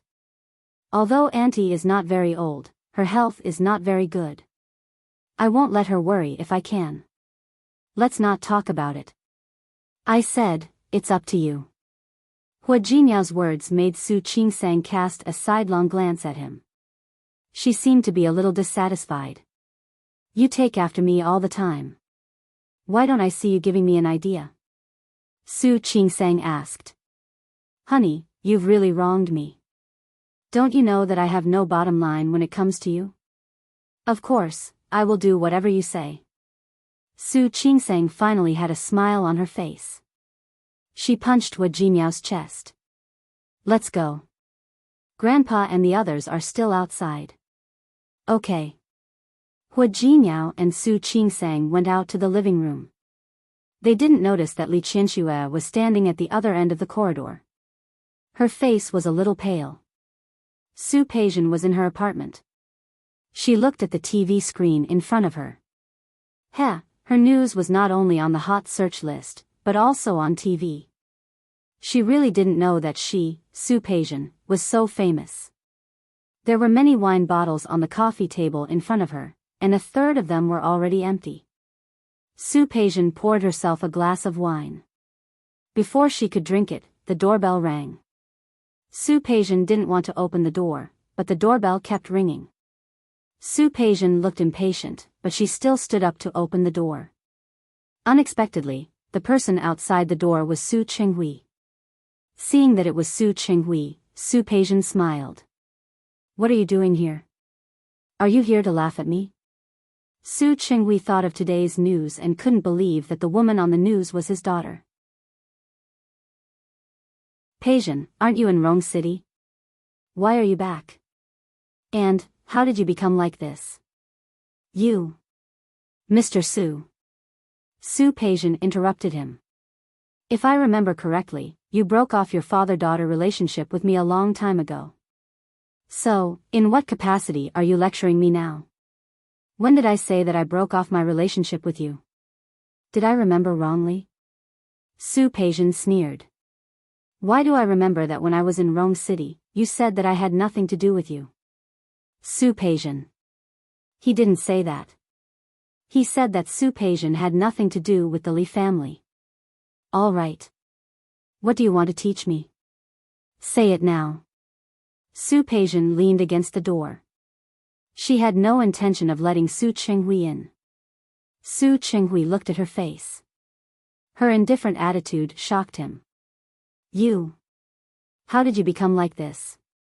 Not only her attitude, but her face was also really ugly. Her eyes were bloodshot, and her face looked a little gray. He also smelled the alcohol on Su Peijian. What did I become? Su Qingsang sneered. What? Did you come here today to avenge your precious daughter? Then come on. I'm all ears. You can leave when you're done. Avenge who? Su Qinghui didn't understand. I'm talking about today's news. How could you be so depraved? Depraved? Su Peijian laughed. Her voice was very cold. Am I depraved? Why don't you ask your good son-in-law what he did? What do you mean? What do I mean? Su Peijian's lips were full of mockery. Do you think I'm that hungry and thirsty? Huh? So hungry and thirsty that I had to call a prostitute? Su Qinghui was silent. Of course, he didn't want to believe that the daughter he raised would do such a thing. Because of this, Su Qinghui came to her and wanted to ask for clarification. Yesterday, your good son-in-law called a prostitute for me. I was knocked out. And he hit me when I was down. Su Qinghui's eyes widened. He didn't believe Su Peijian's words. That's impossible. Fine, if you say it's impossible, then it's impossible. Please. I have nothing to say to you. Su Qinghui stood still. His face was full of pain as he looked at Su Peijian's current state. You, Peijian. Tell me honestly, what did you do? If you didn't do anything, why would Hu Jinyao target you? Mr. Su. Your question is so strange. What did I do? What can I do now? Don't forget that Su Qingsang is now the wife of the president of Tianyu Group. Hu Jinyao is the president of Tianyu Group. What can I do? You should ask Hu Jinyao what he did. He just dealt with Hu Yifan a few days ago and drove him out of the Hu family. Now it's my turn. Mr. Su, I also want to ask something. Is it that after I'm no longer the daughter of the Li family, I'm not even a human anymore? I don't even have the right to stand in the same city and breathe the same sky as them? Su Qinghui didn't understand. He could guess that things weren't that simple. All right. Anyway, I already know that whether it's you or Li Qinxue, you don't see me as your daughter anymore. In that case, you don't have to come here to express your fake concern. I don't need it. Peijian. Su Qinghui had a lot to say, but now he didn't know what to say. He looked a little conflicted. He was more heartbroken than helpless about Su Peijian becoming like this. Go abroad.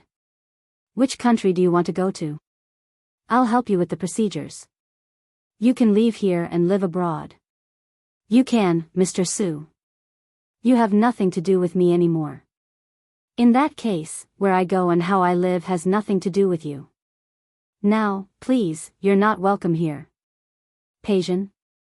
Su Qinghui really felt that it would be better for Su Qingsang to leave here and start over. Please, unfortunately, Su Peijian didn't want to give him such a chance. She closed the door with a bang. Su Qinghui looked at the closed door for a long time. He raised his hand and put it down again. Finally, he left helplessly. Su Qingsang and Hu Jinyao stayed in Lin City for another 2 days before returning to Rong City. Su Qingsang was fine. She participated in the rescue, so the hospital gave her a holiday. She would even be praised when she returned. However, Hu Jinyao had been out for so many days, and his work had been delayed a lot. Although he had dealt with a lot of work through email and video conferences, there were still many things that needed to be solved when he returned. Especially when he heard yesterday that Hu Yifan had gone to look for Hu Mingguang. After coming out of Hu Mingguang's office, Hu Yifan actually returned to Tianyu Group. Although he was no longer the vice president, Hu Mingguang gave him a special team. It had only been 2 days, and the situation had changed so much. Hua Jinyao really wanted to know what kind of plan Hua Yifan had come up with to make Hua Mingguang pay so much attention to it. After dinner, old Master Li called Hua Jinyao to the study to play chess. When Li Qianxue entered the door, she saw Su Qingsang packing her luggage. In fact, there weren't many things. Most of them were gifts that Li Qianxue and old Master Li had asked Su Qingsang to bring to old Master Hua. Mom? Seeing Li Qianxue enter the door, Su Qingsang put down the things in her hands. Why aren't you sleeping yet? I came to see you. To talk to you. Li Qianxue looked at Su Qingsang. Su Qingsang had been resting well these past few days. Her complexion was much better than when she had just returned from the disaster area. You're leaving tomorrow. I really can't bear to part with you. I can't bear to part with you either. In the past few days, Li Qianxue had been treating her well in all kinds of ways. She had been very considerate in all aspects of clothing, food, housing, and transportation. She knew that Li Qianxue was good to her and was very grateful. Mom, don't worry. It's only 2 hours from Rong City to Lin City. I'll come back to see you often when I'm free. Besides, you can come and see me when you're not busy. 2 hours isn't a long time, but it's another city after all. I'm not by your side. I'm always afraid that you won't be able to take care of yourself. How can that be? I'm not a child. In my eyes, you're no different from a child. Li Qianxue also knew about what had happened this time. She was already very disappointed with Su Peijian. You ran into something like that when you went out for a meal. Qingsang, do you understand how I feel? I'm really worried about you. Mom. I'll be more careful next time. Su Qingsang also knew that she had been careless this time. But how did she know that Su Peijian would do such a thing? I promise, there won't be a next time. Don't worry. Li Qianxue knew that she was simple-minded. When it came to scheming, she was afraid that she was no match for Su Peijian. Su Peijian had nothing now. She was afraid that she would hit the bottom, and when that time came, she would go crazy. Why don't you go back to Rong City and ask Hua Jinyao to find 2 people to follow you and protect you? Mom. Su Qingsang touched her forehead. I'm a doctor. Do you think it's appropriate for me to have 2 bodyguards? How is it inappropriate? Your safety is always the first priority. Mom. Su Qingsang was extremely helpless. Don't worry, I really will protect myself. I'll be careful next time I go out. She would naturally be careful when she went out, but what if she sent herself to the door? She heard the conversation between Su Qingsang and Hua Jinyao that day. She knew that Su Qingsang would have to visit Xiang Kaiping after returning to Rong City. No matter how angry Li Qianxue was about this, it was useless. Xiang Kaiping recognized Su Qingsang first. She and Su Qingsang had feelings for each other. But Xiang Kaiping was Su Peijian's biological mother. Now Su Peijian had become like this because of them. Su Qingsang had good intentions and sympathized with Xiang Kaiping. But what if Xiang Kaiping felt that she and Hua Jinyao had caused Su Peijian to become like this and wanted to take revenge? Li Qianxue didn't want to think too much of people, but as a parent, she had to be more worried. Mom? Su Qingsang's voice brought Li Qianxue back to her senses. She looked at Su Qingsang and was about to tell her not to visit Xiang Kaiping when she returned to Rong City. It wasn't that she was stingy or jealous. That was part of the reason. But more than that, she was worried that Xiang Kaiping might hurt Su Qingsang because of Su Peijian. However, before she could say anything, Xiaoyu came upstairs and said that Su Qinghui was here. As soon as she heard that Su Qinghui was here, Li Qianxue's face suddenly darkened. What is he doing here? Kick him out. The Li family doesn't welcome him. Madam, sir said that he's here to see Miss Su. When Su Qingsang went downstairs, Su Qinghui was sitting on the sofa in the living room. There was a big box in front of him. It was obvious what was inside. Dad? Qing sang. Su Qingsang walked to Su Chenghui and sat down opposite him. How did you know I was here? I asked around and found out. Thinking of what happened to Su Peijian the day before yesterday, Su Chenghui couldn't help but look at Su Qingsang a few more times. His eyes were calm, and his expression was peaceful. It didn't seem like anything had happened. Qingsang, have you seen Peijian recently? Peijian? No. She was just drugged by Su Peijian and wanted to destroy her innocence. The two of them really didn't touch each other. No? If she hadn't seen Su Peijian, didn't that mean that the two of them didn't have a conflict? Yes. Su Qingsang raised her eyebrows and was a little confused. Dad, why are you asking this? You should have heard about what happened to Peijian, right? I know a little. Knowing a little meant that she knew a lot. Su Chenghui looked at Su Qingsang as if he was trying to find out her real thoughts. Did Hua Jinyao do that? Yes. It was indeed Hua Jinyao's doing. Su Qingsang didn't want to deny it. Su Chenghui's face turned red for a moment. He sat there and almost fell into a gloomy atmosphere. You guys, he suddenly stood up and looked at Su Qingsang. Why? Why what? Su Qingsang didn't seem to understand. Why did you do this? Su Chenghui knew that he had made a big mistake, but at this moment, he really felt that his heart was stuck. He couldn't let it go up or down. He walked back and forth 2 steps, then suddenly stopped and stared at Su Qingsang. You guys can't tolerate her so much? Just because she made things difficult for you at the Tianyu Group's banquet last time? Su Qingsang didn't answer Su Chenghui's words. She looked at Su Chenghui and sighed in her heart. No matter how speechless Su Chenghui was about Su Peijian's actions, in his heart, he still thought about Su Peijian. He had pure father-daughter feelings for her.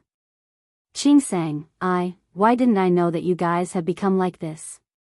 They found Su Peijian a gigolo and ruined her reputation. They even made Li Qianxue issue a statement to sever their mother-daughter relationship. You guys are too ruthless. Su Qingsang didn't say anything. She had always known that in Su Chenghui's heart, she couldn't compare to Su Peijian. Therefore, she was too lazy to refute the accusations against him and the blame he had now. Su Chenghui knew that he owed Su Qingsang a lot. But this debt was caused by him, not by Su Peijian. Qingsang, no matter what, Peijian is your sister. She is innocent in this matter. How can you do this? What's wrong with Qingsang? Li Qianxue went downstairs and happened to hear the last few words. Her expression suddenly changed. Su Chenghui, tell me. How is Qingsang vicious? Su Chenghui looked at Li Qianxue. At this moment, her eyes were sharp and aggressive. For a moment, he almost thought that the two of them had returned to the scene of tit-for-tat. Qianxue, I know you hate me. I also know that I am the one who caused all the fault. But no matter what, Peijian was raised by you. Don't you think it's too ruthless to treat her like this? Su Chenghui. Li Qianxue had long given up on Su Chenghui and no longer loved this man. However, his accusations, especially his accusations against Su Qingsang, made Li Qianxue extremely angry. Su Chenghui, who are you calling ruthless? She took 2 steps forward. Her aggressive appearance made Su Qingsang a little worried. She stood up as if she wanted to stop Li Qianxue, but Li Qianxue waved her hand away. She stood in front of Su Chenghui. The expression on her face was disdain, disgust, and deep hatred. Su Chenghui, who can be more ruthless than you? Who can be more ruthless than you and your daughter? Huh? You say I'm ruthless, and you say Qingsang is ruthless? Why don't you say how ruthless you were when you replaced my daughter? Su Chenghui's lips moved. He wanted to say that he already knew he was wrong and had been punished. However, Li Qianxue didn't give him a chance at all. Yes, now that you've come to my door and accused Qing Sang, why don't you think about your good daughter, your precious daughter? What did she do? If I was really ruthless, I would have broken off all relations with Su Peijian long ago after I came back from Rome City. Why didn't I? I cared about the last bit of mother-daughter love, but what about Su Peijian? Do you want to hear what she did? Before you blame Qing Sang, why don't you first ask what Su Peijian did to Qing Sang? Every time she asked a question, she took a step forward. Su Chenghui was repeatedly questioned by her. He had already retreated to the corner of the sofa. Qianxue Yu Su Chenghui thought of Su Peijian's grievances and how she had lost everything. Now, even her reputation was ruined. For the past 2 days, the trending searches on Weibo and the local news had been reporting on this matter. There was no sign of the popularity subsiding at all. Su Chenghui still felt sorry for Su Peijian when he thought of her hiding in the house and drinking alone. She was the child that he had raised, so he wanted to ask Su Qing Sang about it. Of course, he also hoped that the relationship between the two sisters could be eased and not become like enemies. However, looking at Li Qianxue's attitude now, he suddenly felt a little uncertain and a little panicked. That panic made the way he looked at Li Qianxue changed.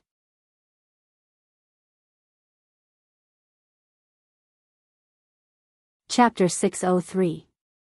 Don't call me that. You calling my name makes me want to vomit. Li Qianxue's words were sharp and merciless. She looked at Su Chenghui and pointed at the door. Get out of here. Qianxue, do you have to do this? Can't we talk it out? Talk it out? Who wants to talk it out with you? Have you talked it out with Qing Sang? Li Qianxue thought of all the good things Su Peijian had done and all the grievances Su Qing Sang had suffered. Okay, if you want to talk it out, I'll talk it out with you. You should know what good things your precious daughter has done. With a cold face, she suppressed the anger in her heart and briefly told him what Su Peijian had done a few days ago. She was satisfied to see Su Chenghui's expression change. Qianxue, what did you say? Was this true? He couldn't help but look at Su Qing Sang and found that her face was indifferent. Obviously, she was also dissatisfied with him now. Li Qianxue sneered. She was still partial to him. How could he come to her door and criticize her daughter like this? That was enough. What did I say? Do you think I would lie to you? Li Qianxue sneered.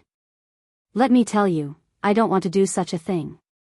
As she spoke, she turned to look at Su Qing Sang.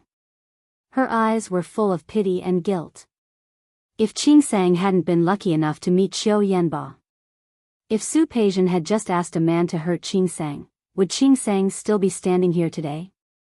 Of course, this era was much more tolerant of women. But what was Su Qing Sang's status now?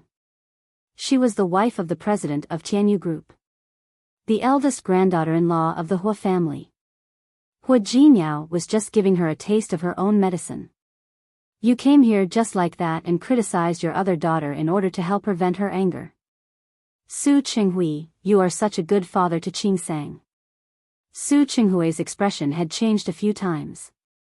He didn't expect things to turn out like this. He asked Su Qing Sang just now, and she said that she had never seen Su Peijian. Su Qing Sang stood to the side and didn't say anything. She was a little helpless. She looked at Su Chenghui without the intimacy at first. Su Chenghui felt uncomfortable under her gaze. Why didn't you say it just now? If she had said it, he wouldn't have misunderstood. You started blaming Qing Sang as soon as you came in. What do you want her to say?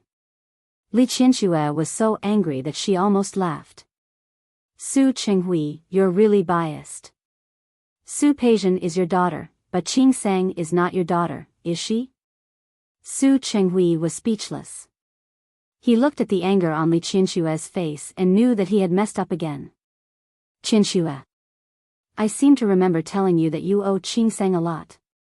You owe her your whole life. Su Chenghui, do you know that the person you should compensate the most is Qing Sang? But how did you do it? You allowed Su Peijian to hurt her. You allowed her to scheme against Qingsang. In your heart, you don't even see Qingsang as your daughter. Su Qinghui stood there awkwardly. Qinxue, I didn't. I didn't, you didn't? Let's not talk about what Su Peijian did. Hua Jinyao only punished her a little. Even if I really wanted to deal with Su Peijian, so what? Li Qinxue was also angry. She said without thinking, she's been occupying Qingsang's place for so many years and wronged Qingsang for so many years. Even if I want to break off relations with her, so what? Her attitude was sharp and aggressive. With every word she said, the anger on her face grew. Su Qinghui kept retreating. He knew that he had made a mistake this time. Qingsang, I'm sorry. He turned to look at Li Qinxue, and the expression in his eyes became more and more obscure. Qinxue, I'm sorry. Sorry? I don't need it. Li Qinxue didn't accept it at all. Those 3 words were too cheap. You're always like this. After you hurt someone, you always say sorry so casually. How can there be such a good thing in this world? You want others to forgive you just because you say sorry? You want them to forget all the mistakes you've done? I didn't mean that. Su Qinghui was very regretful. He seemed to be wrong again. Time and time again. He had clearly decided that no matter what happened, he would stand by Li Qinxue's side, but now, things had turned out like this. This was his fault. He wanted to apologize, but the word sorry really became too light. Qinxue, I promise, I won't do this in the future. No need. Su Qinghui, we don't need your future. We can live a better life without you. Li Qinxue pointed at the door again as she spoke. Su Qinghui, get lost. You're not welcome here. Su Qinghui looked at Li Qinxue and his lips moved. He wanted to explain, but he didn't know how to explain. He originally wanted to repair his relationship with Li Qinxue, but recently, these things happened one after another. Not only did he fail to repair his relationship with Li Qinxue, but it also made the relationship between the two of them worse and worse. This was something Su Qinghui didn't expect and didn't want to see. Qinxue. Could she give him another chance? So that he could make up for his mistakes? He really knew that he was wrong. I said, get lost. Li Qinxue was very angry. She was really tired of Su Qinghui. Su Qinghui, go feel sorry for your precious daughter. You don't treat Qingsang as your daughter anyway. Also, we're divorced. Whether it's me or Qingsang, from now on, we have nothing to do with you. Please don't appear in front of us again. I'm not. Su Qinghui wanted to defend himself, but Li Qinxue didn't want to listen. She pushed Su Qinghui and asked someone to chase him out. The people who worked in the Li family all knew that Su Qinghui was the original master, but at this moment, they also looked embarrassed. Su Qinghui looked at this situation and knew that it was useless for him to stay any longer. He could only plan for the future. He looked at Li Qinxue and wanted to say something, but he hesitated. So many words were stuck in his throat. In the end, he helplessly lowered his shoulders and left, looking dispirited. After he left, Li Qinxue walked to the sofa and sat down. Her condition wasn't much better than Su Qinghui's. She looked extremely tired. But soon, she stood up again. Looking at Su Qingsang standing beside her, she went forward and hugged her.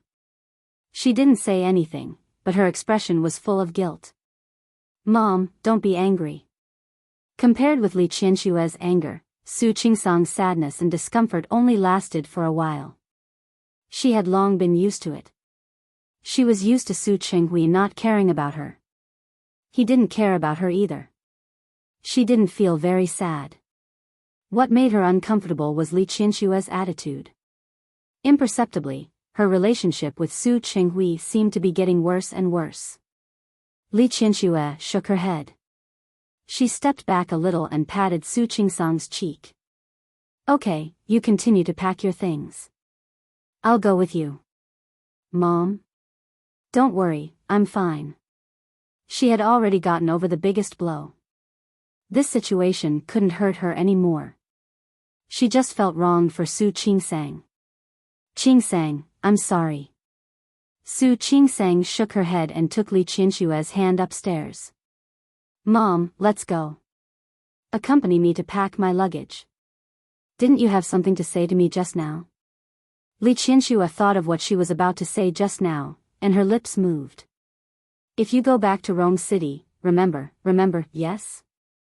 Remember to be on guard against Su Peijian. Not only her, but we have to stay away from people related to her. Li Qinshu still said it in the end. She believed that Su Qingsang would understand. Okay. Su Qingsang nodded and didn't object. Mom, don't worry. I won't let Su Peijian have a chance to bully me again. Besides, I don't think she can care about it now. After this incident, it was basically impossible for Su Peijian to marry into the Hua family. Her reputation in Lin City had already been ruined. She believed that she wouldn't be able to cause any waves. Mom, I'm not saying that you have to think so badly of her. It's just that she's no longer the Su Peijian from before. I'm always afraid that she'll hurt you again if there's a chance. Don't worry. Mom, I know. I know what I'm doing. That's good. Li Qinshu reminded her again and again, but no matter how worried she was, Su Qingsang still had to go to Rome City with Hua Jinyao. Now, she could only remind Hua Jinyao again and ask him to protect Su Qingsang. It was already afternoon when Hua Jinyao and Su Qingsang got off the plane. The two of them got into Yang Wenchang's car. Hua Jinyao asked Su Qingsang to go home and rest, while he went to the company. Su Qingsang knew that he must have a lot of work to deal with during this period, so she didn't argue with him. She just said that she could go to the old house. She brought a gift from home for old Master Hua, and since she was back, she had to say hello to Lu Tongjia.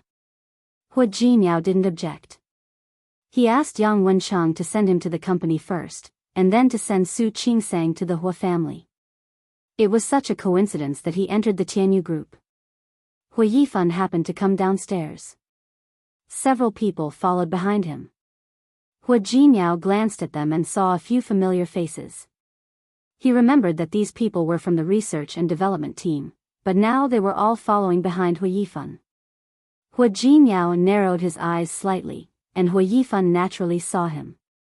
He spoke to his secretary next to him, and the group of people stood there without moving. He walked straight to Hua Jinyao. Brother, you're back. Hua Jinyao looked relaxed and chuckled. Yes. I'm back. You're not the only one back. I'm back too. There was a double meaning in his words. Hua Jinyao nodded. Yes, I can see that. It was Uncle who asked me to come back. Hua Yifan added with a smile, speaking of which, Uncle seems to be still in the company today. Do you want to go upstairs to look for him? There was an invisible intimacy in his voice, as if he was Hua Mingguang's son. Hua Jinyao wouldn't argue with Hua Yifan over such a boring matter. He took a step to the side. You seem to be going out. Please. Yes. The research and development team has been very helpful these days. Everyone has worked hard. I said I'd treat them to a meal and reward them. By the way, you probably don't know the case we're working on now, do you? It doesn't matter. Uncle has a copy of my plan. You can ask him to show it to you. I don't mind. After saying this, Hua Yifan went back to the group of people. Compared to the past, the pride on his face couldn't be concealed. Hua Jinyao narrowed his eyes and watched Hua Yifan leave with the group of people. Finally, he stepped forward and went to the president's exclusive elevator. Hua Mingguang was indeed in the company today. Hua Jinyao entered the door and looked him up and down. He found that Hua Jinyao was only slightly tanned, and he seemed to be in good spirits. You still know to come back? Putting the documents in his hand aside, Hua Mingguang's voice was indeed a little dissatisfied. Don't you think about who you are? You came so far away to do good deeds. Why? Is there no good deeds in Rome City for you to do? Hua Jinmiao didn't answer his question.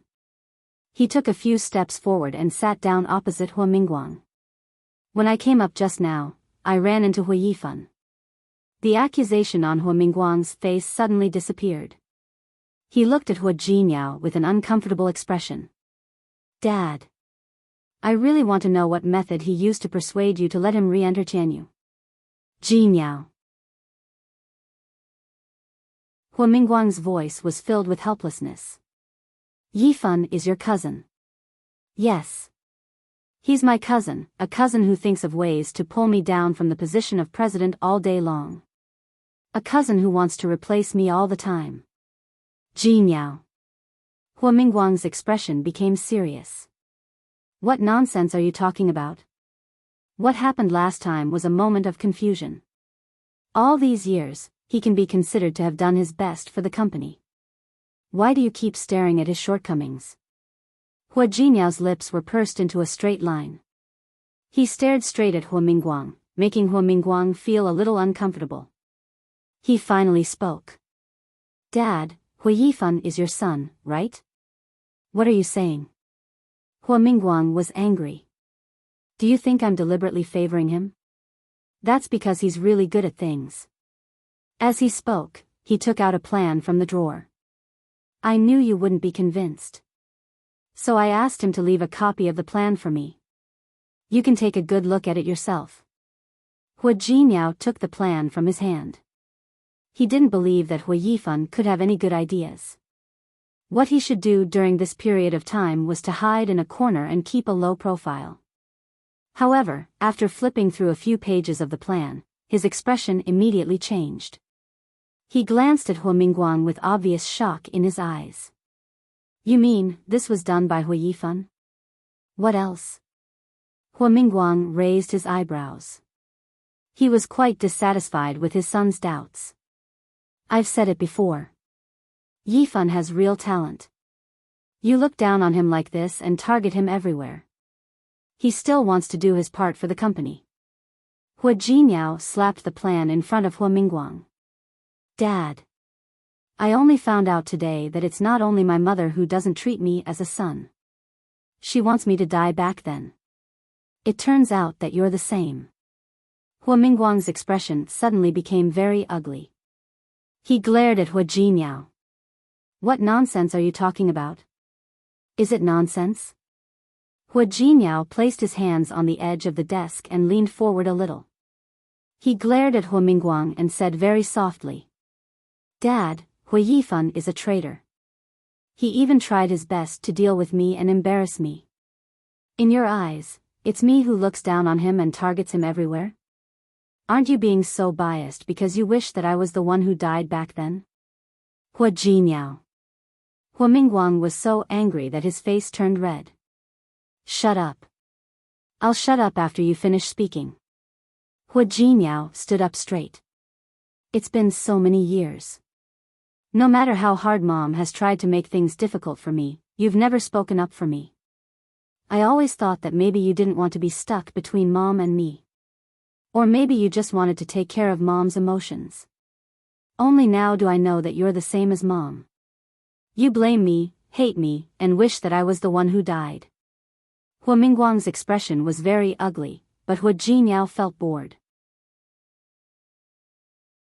He looked at the plan again, turned around, and left without saying a word. He returned to his office and dealt with some of the work that had piled up. Looking at the time, it was already late. Just as he was about to get off work, Yang Wencheng came back from sending Su Qingseng back to the old mansion. President Hua.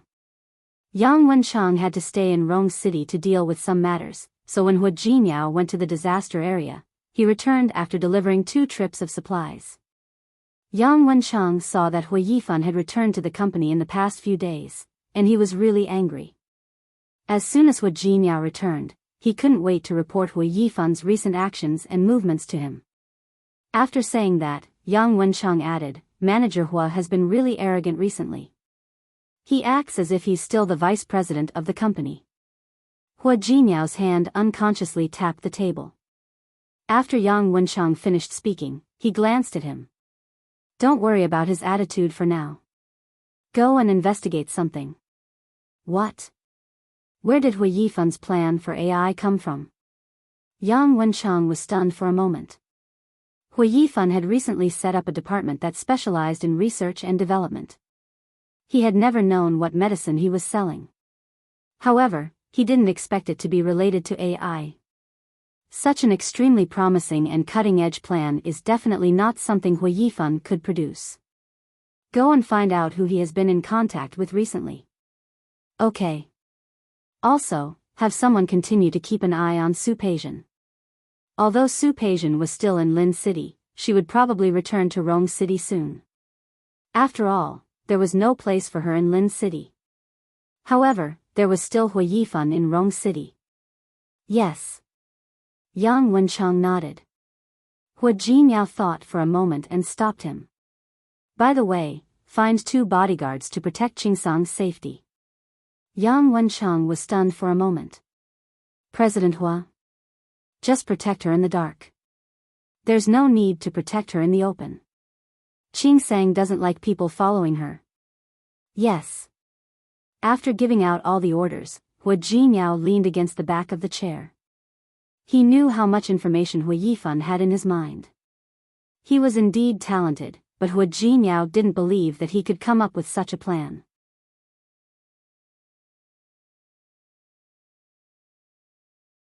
Chapter 604.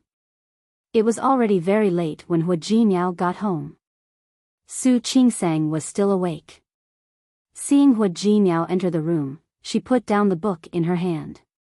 You're back. Have you eaten? I have. Hua Jinyao didn't say anything. He walked to the bed and hugged Su Qingsang, who was about to get up. Su Qingsang was stunned for a moment. Her lips moved, but she didn't ask anything. The room was very quiet. Neither of them spoke. A few minutes later, Su Qingsang patted Hua Jinyao's back. Grandpa told me to tell you that it was his decision to let Hua Yifan return to the company. Hua Jinyao's body froze for a moment. He let go of Su Qingsang and looked at her face. You know? Su Qingsang nodded. They returned from Sea City, but Hua Jinyao didn't go back to the old mansion for dinner. Old Master Hua was a smart man. How could he not know that Hua Jinyao was angry?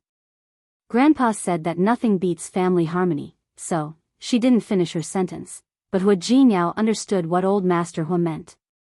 It was nothing more than asking him to bear with it for the sake of the bigger picture. Patience? The problem was, he didn't want to endure it. He didn't want to put up with Hua Yifan or Su Peijian. He didn't want to see Hua Yifan strut around in front of him. Old Master Hua had thought that Hua Yifan would go home for dinner, so he wanted to tell Hua Jinyao himself. However, Hua Jinyao didn't want to go home. He had no choice but to call Su Qingsang to the study when she was about to go home and briefly explain the situation to her. Grandpa said that he understands your feelings and knows that you have grievances in your heart. But no matter what, Hua Yifan is your younger brother. His proposal this time was also very good. So please understand. Su Qingsang's voice was very low, and she held Hua Jinyao's hand as she spoke. She could understand his feelings, but she didn't know how to help him. Honey. Hua Jinyao suddenly held Su Qingsang's hand and looked at her attentively. What? If I leave the Hua family one day, will you come with me? Su Qingsang frowned slightly. Are you serious? Yes. I'm serious. Hua Jinyao looked at her with a serious face. I don't want to endure it anymore. Then don't be patient. No matter what you want to do, I will support you. Hua Jinyao smiled. It was a rare smile on his face after returning to Rong City. He held Su Qingsang's hand and kissed it. When he looked up again, his eyes were very sharp. However, I don't plan to leave the Hua family. Su Qingsang didn't understand. Hua Jinyao slightly raised the corners of his mouth with a hint of playfulness. Why should I be the one to leave? The Hua family can only be mine. He wasn't greedy for his current position. If it hadn't been for that accident, the Hua family would have been Hua Jinkai's. He didn't care who the president of Tianyu Group was, and he didn't care about Hua Mingguang's attitude towards him.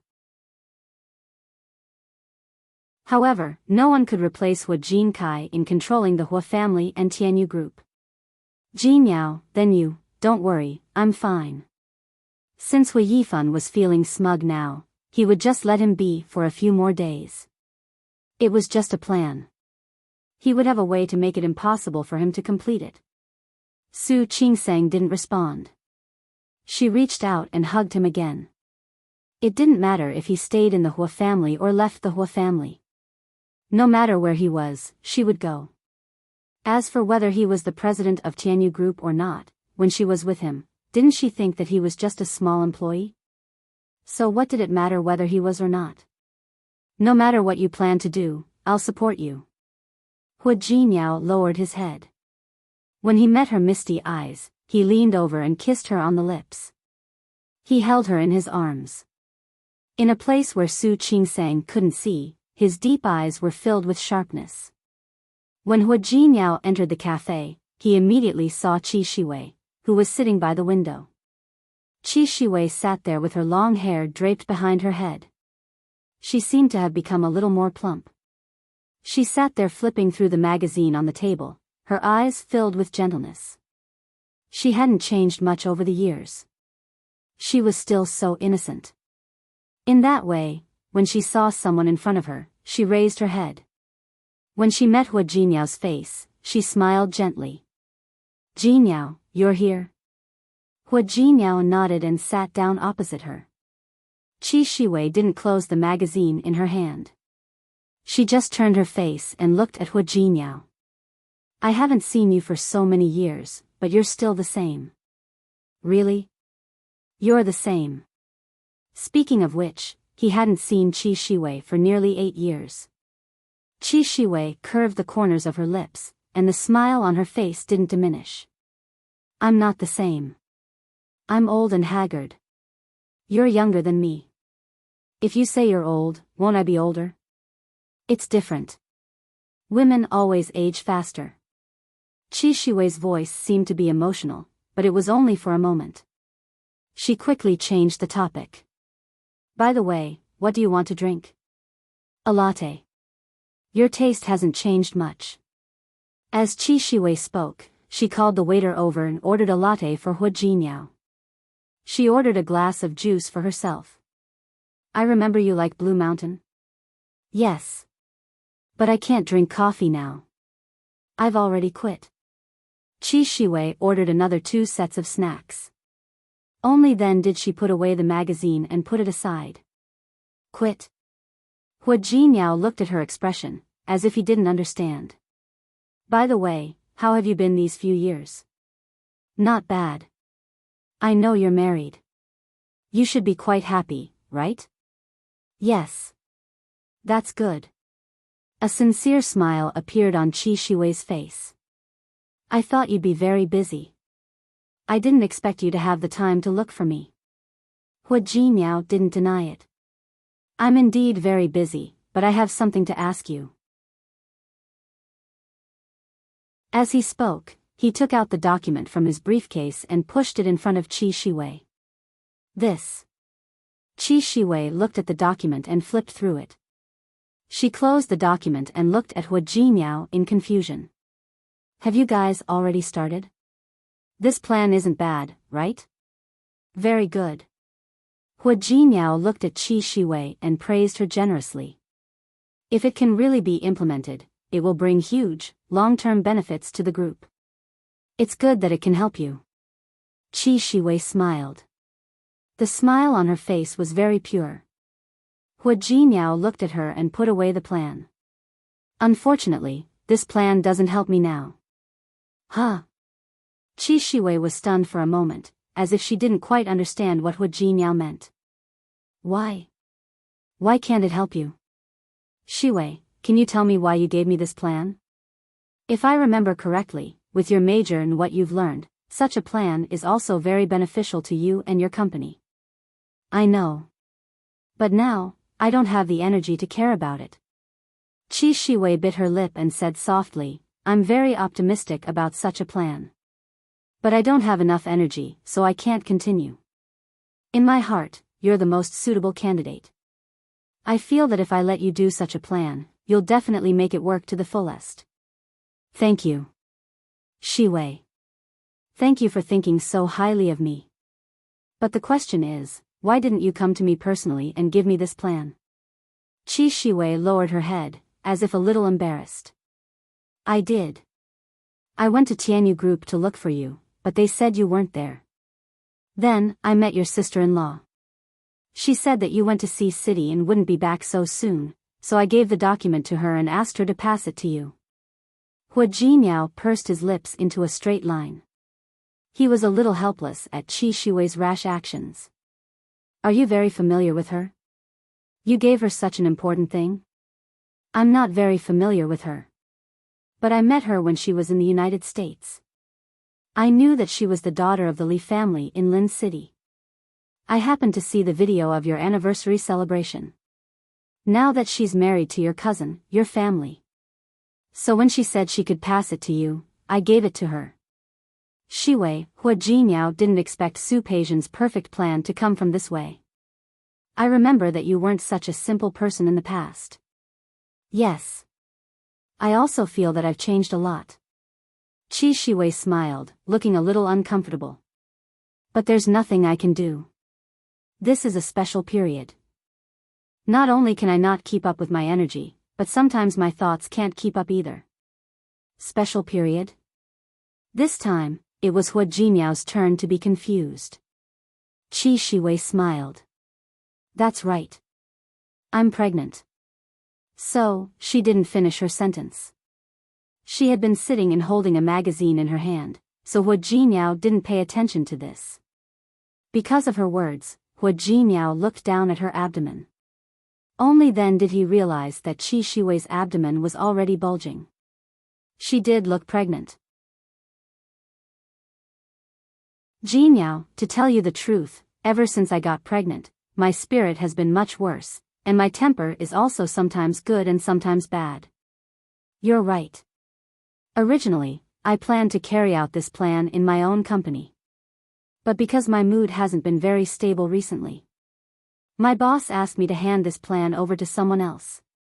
I was very unhappy and had an argument with my boss. After the argument, I was angry and annoyed. I didn't want my boss to benefit, so I decided to give this plan to you.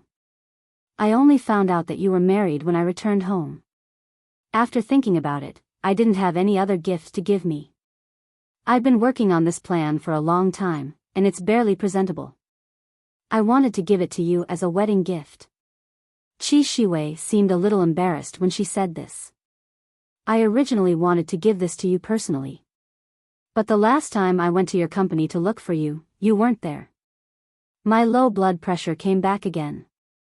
It was your sister-in-law who sent me to the hospital. At that time, the plan happened to be in her car. Later, she said that she would give it to you. I happened to be feeling unwell, so I naturally gave it to her. She finished explaining the process, but she didn't understand what was going on. She didn't give it to you? Then, why is this with you now? Everything was clear. Hua Jinyao was silent for more than 10 seconds. Qi Shiwei's expression turned ugly again. Did I do something wrong? What happened? Tell me. Shiwei, can you do me a favor? Of course. You know, as long as it's your matter, I'm willing to help. She didn't finish her sentence, but Hua Jinyao understood what she meant. Yes, Qi Shiwei was like this. She was always very enthusiastic. She used to be like this when she was in school, and she was still like this after she left school. Let me thank you in advance. Hua Jinyao didn't say what it was. He looked at Qi Shiwei with a hint of concern in his eyes. Oh right, you're married. Does your husband treat you well? We broke up. Qi Shiwei shook her head and didn't want to talk about it anymore. I'm alone now. Hua Jinyao was a little stunned by this random sentence. When he saw Qi Shiwei's normal expression, as if she couldn't be any better, he didn't know what to say. But, aren't you pregnant now? Yes. I know I'm pregnant. As Qi Shiwei spoke, she lowered her head and placed one hand on her abdomen. At that moment, her expression was rather gentle. I know I'm pregnant. This is my child. If his father doesn't want him, I'll want him. Hua Jinyao was a little surprised that she didn't seem to care. After thinking for a while, he spoke very seriously. Shiwei. We're friends. If you need my help, you must tell me. Thank you. Qi Shiwei smiled at him. But I don't need it now. I'm fine like this. She thought of what Hua Jinyao had said just now. By the way, you said that you needed my help with something. May I ask what's the matter? Hua Jinyao glanced at the proposal. There was a flash of malice in his eyes, but he didn't show it in front of Qi Shiwei. When Hua Jinyao entered the company, it happened to be Monday. There was a regular Monday meeting today. Hua Yifan had already been kicked out and wasn't qualified to attend, but because of the recent proposal, he sat in the conference room again and occupied a seat inside. When he saw Hua Jinyao and Yang Wenchang get up together, the corners of his lips curled up slightly, and a look of pride and arrogance flashed across his eyes. When Yang Wenchang saw it, his face darkened, and he couldn't help but look at Hua Jinyao. Hua Jinyao, on the other hand, acted as if nothing had happened. He walked to the top seat and sat down at the first seat at the conference table. The seat at the top was Hua Mingguang's. Ever since Hua Jinyao and Hua Mingguang parted on bad terms, Hua Jinyao hadn't gone to look for Hua Mingguang in the past few days. He didn't have any business matters to talk to Hua Mingguang about. The father and son worked at the Tianyu group every day, but they didn't meet even once. Thinking about it, it was really ironic. Soon, Hua Mingguang arrived. It wasn't just him. There was also Hua Mingliang. The two of them entered the conference room one after another. They sat down at the head of the table. Hua Mingguang glanced at Hua Jinyao. If one looked carefully, one would find a flash of guilt in his eyes.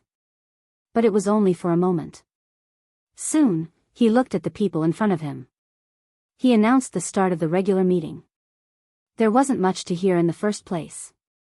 It was about the daily matters of the company and the progress of some big cases. Hua Jinyao supported his chin with one hand, as if he was listening to the reports of these people seriously. From time to time, he would look at Hua Mingguang. In the past, he wouldn't attend such a regular meeting every time. Today, he was listening especially seriously. When he looked at Hua Mingliang again, his face was full of pride. He couldn't hide it.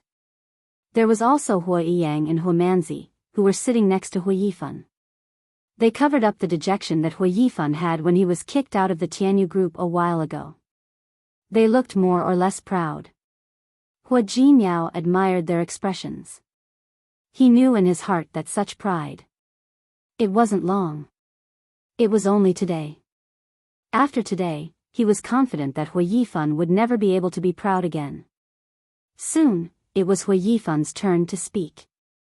What he wanted to talk about was the project that he was currently working on. When it was Hua Yifan's turn to speak, Hua Mingliang's eyes lit up. He looked at Hua Yifan, his pride evident in his words. It wasn't just him. Weren't the Hua siblings the same? This plan was indeed very good, Hua Jinyao admitted. Qi Shiwei looked soft and weak, but she was very capable. In fact, after she graduated, Hua Jinyao had thought of letting her enter the Tianyu group. However, Qi Shiwei refused. She chose to stay in the United States. A few years ago, he had almost no contact with her. If it weren't for this incident, he would have followed the clues given by Yang Wenchang and discovered that Hua Yifan's plan was actually given to him by Su Peijian. Su Peijian, on the other hand, had actually managed to get on Qi Shiwei's good side without him knowing.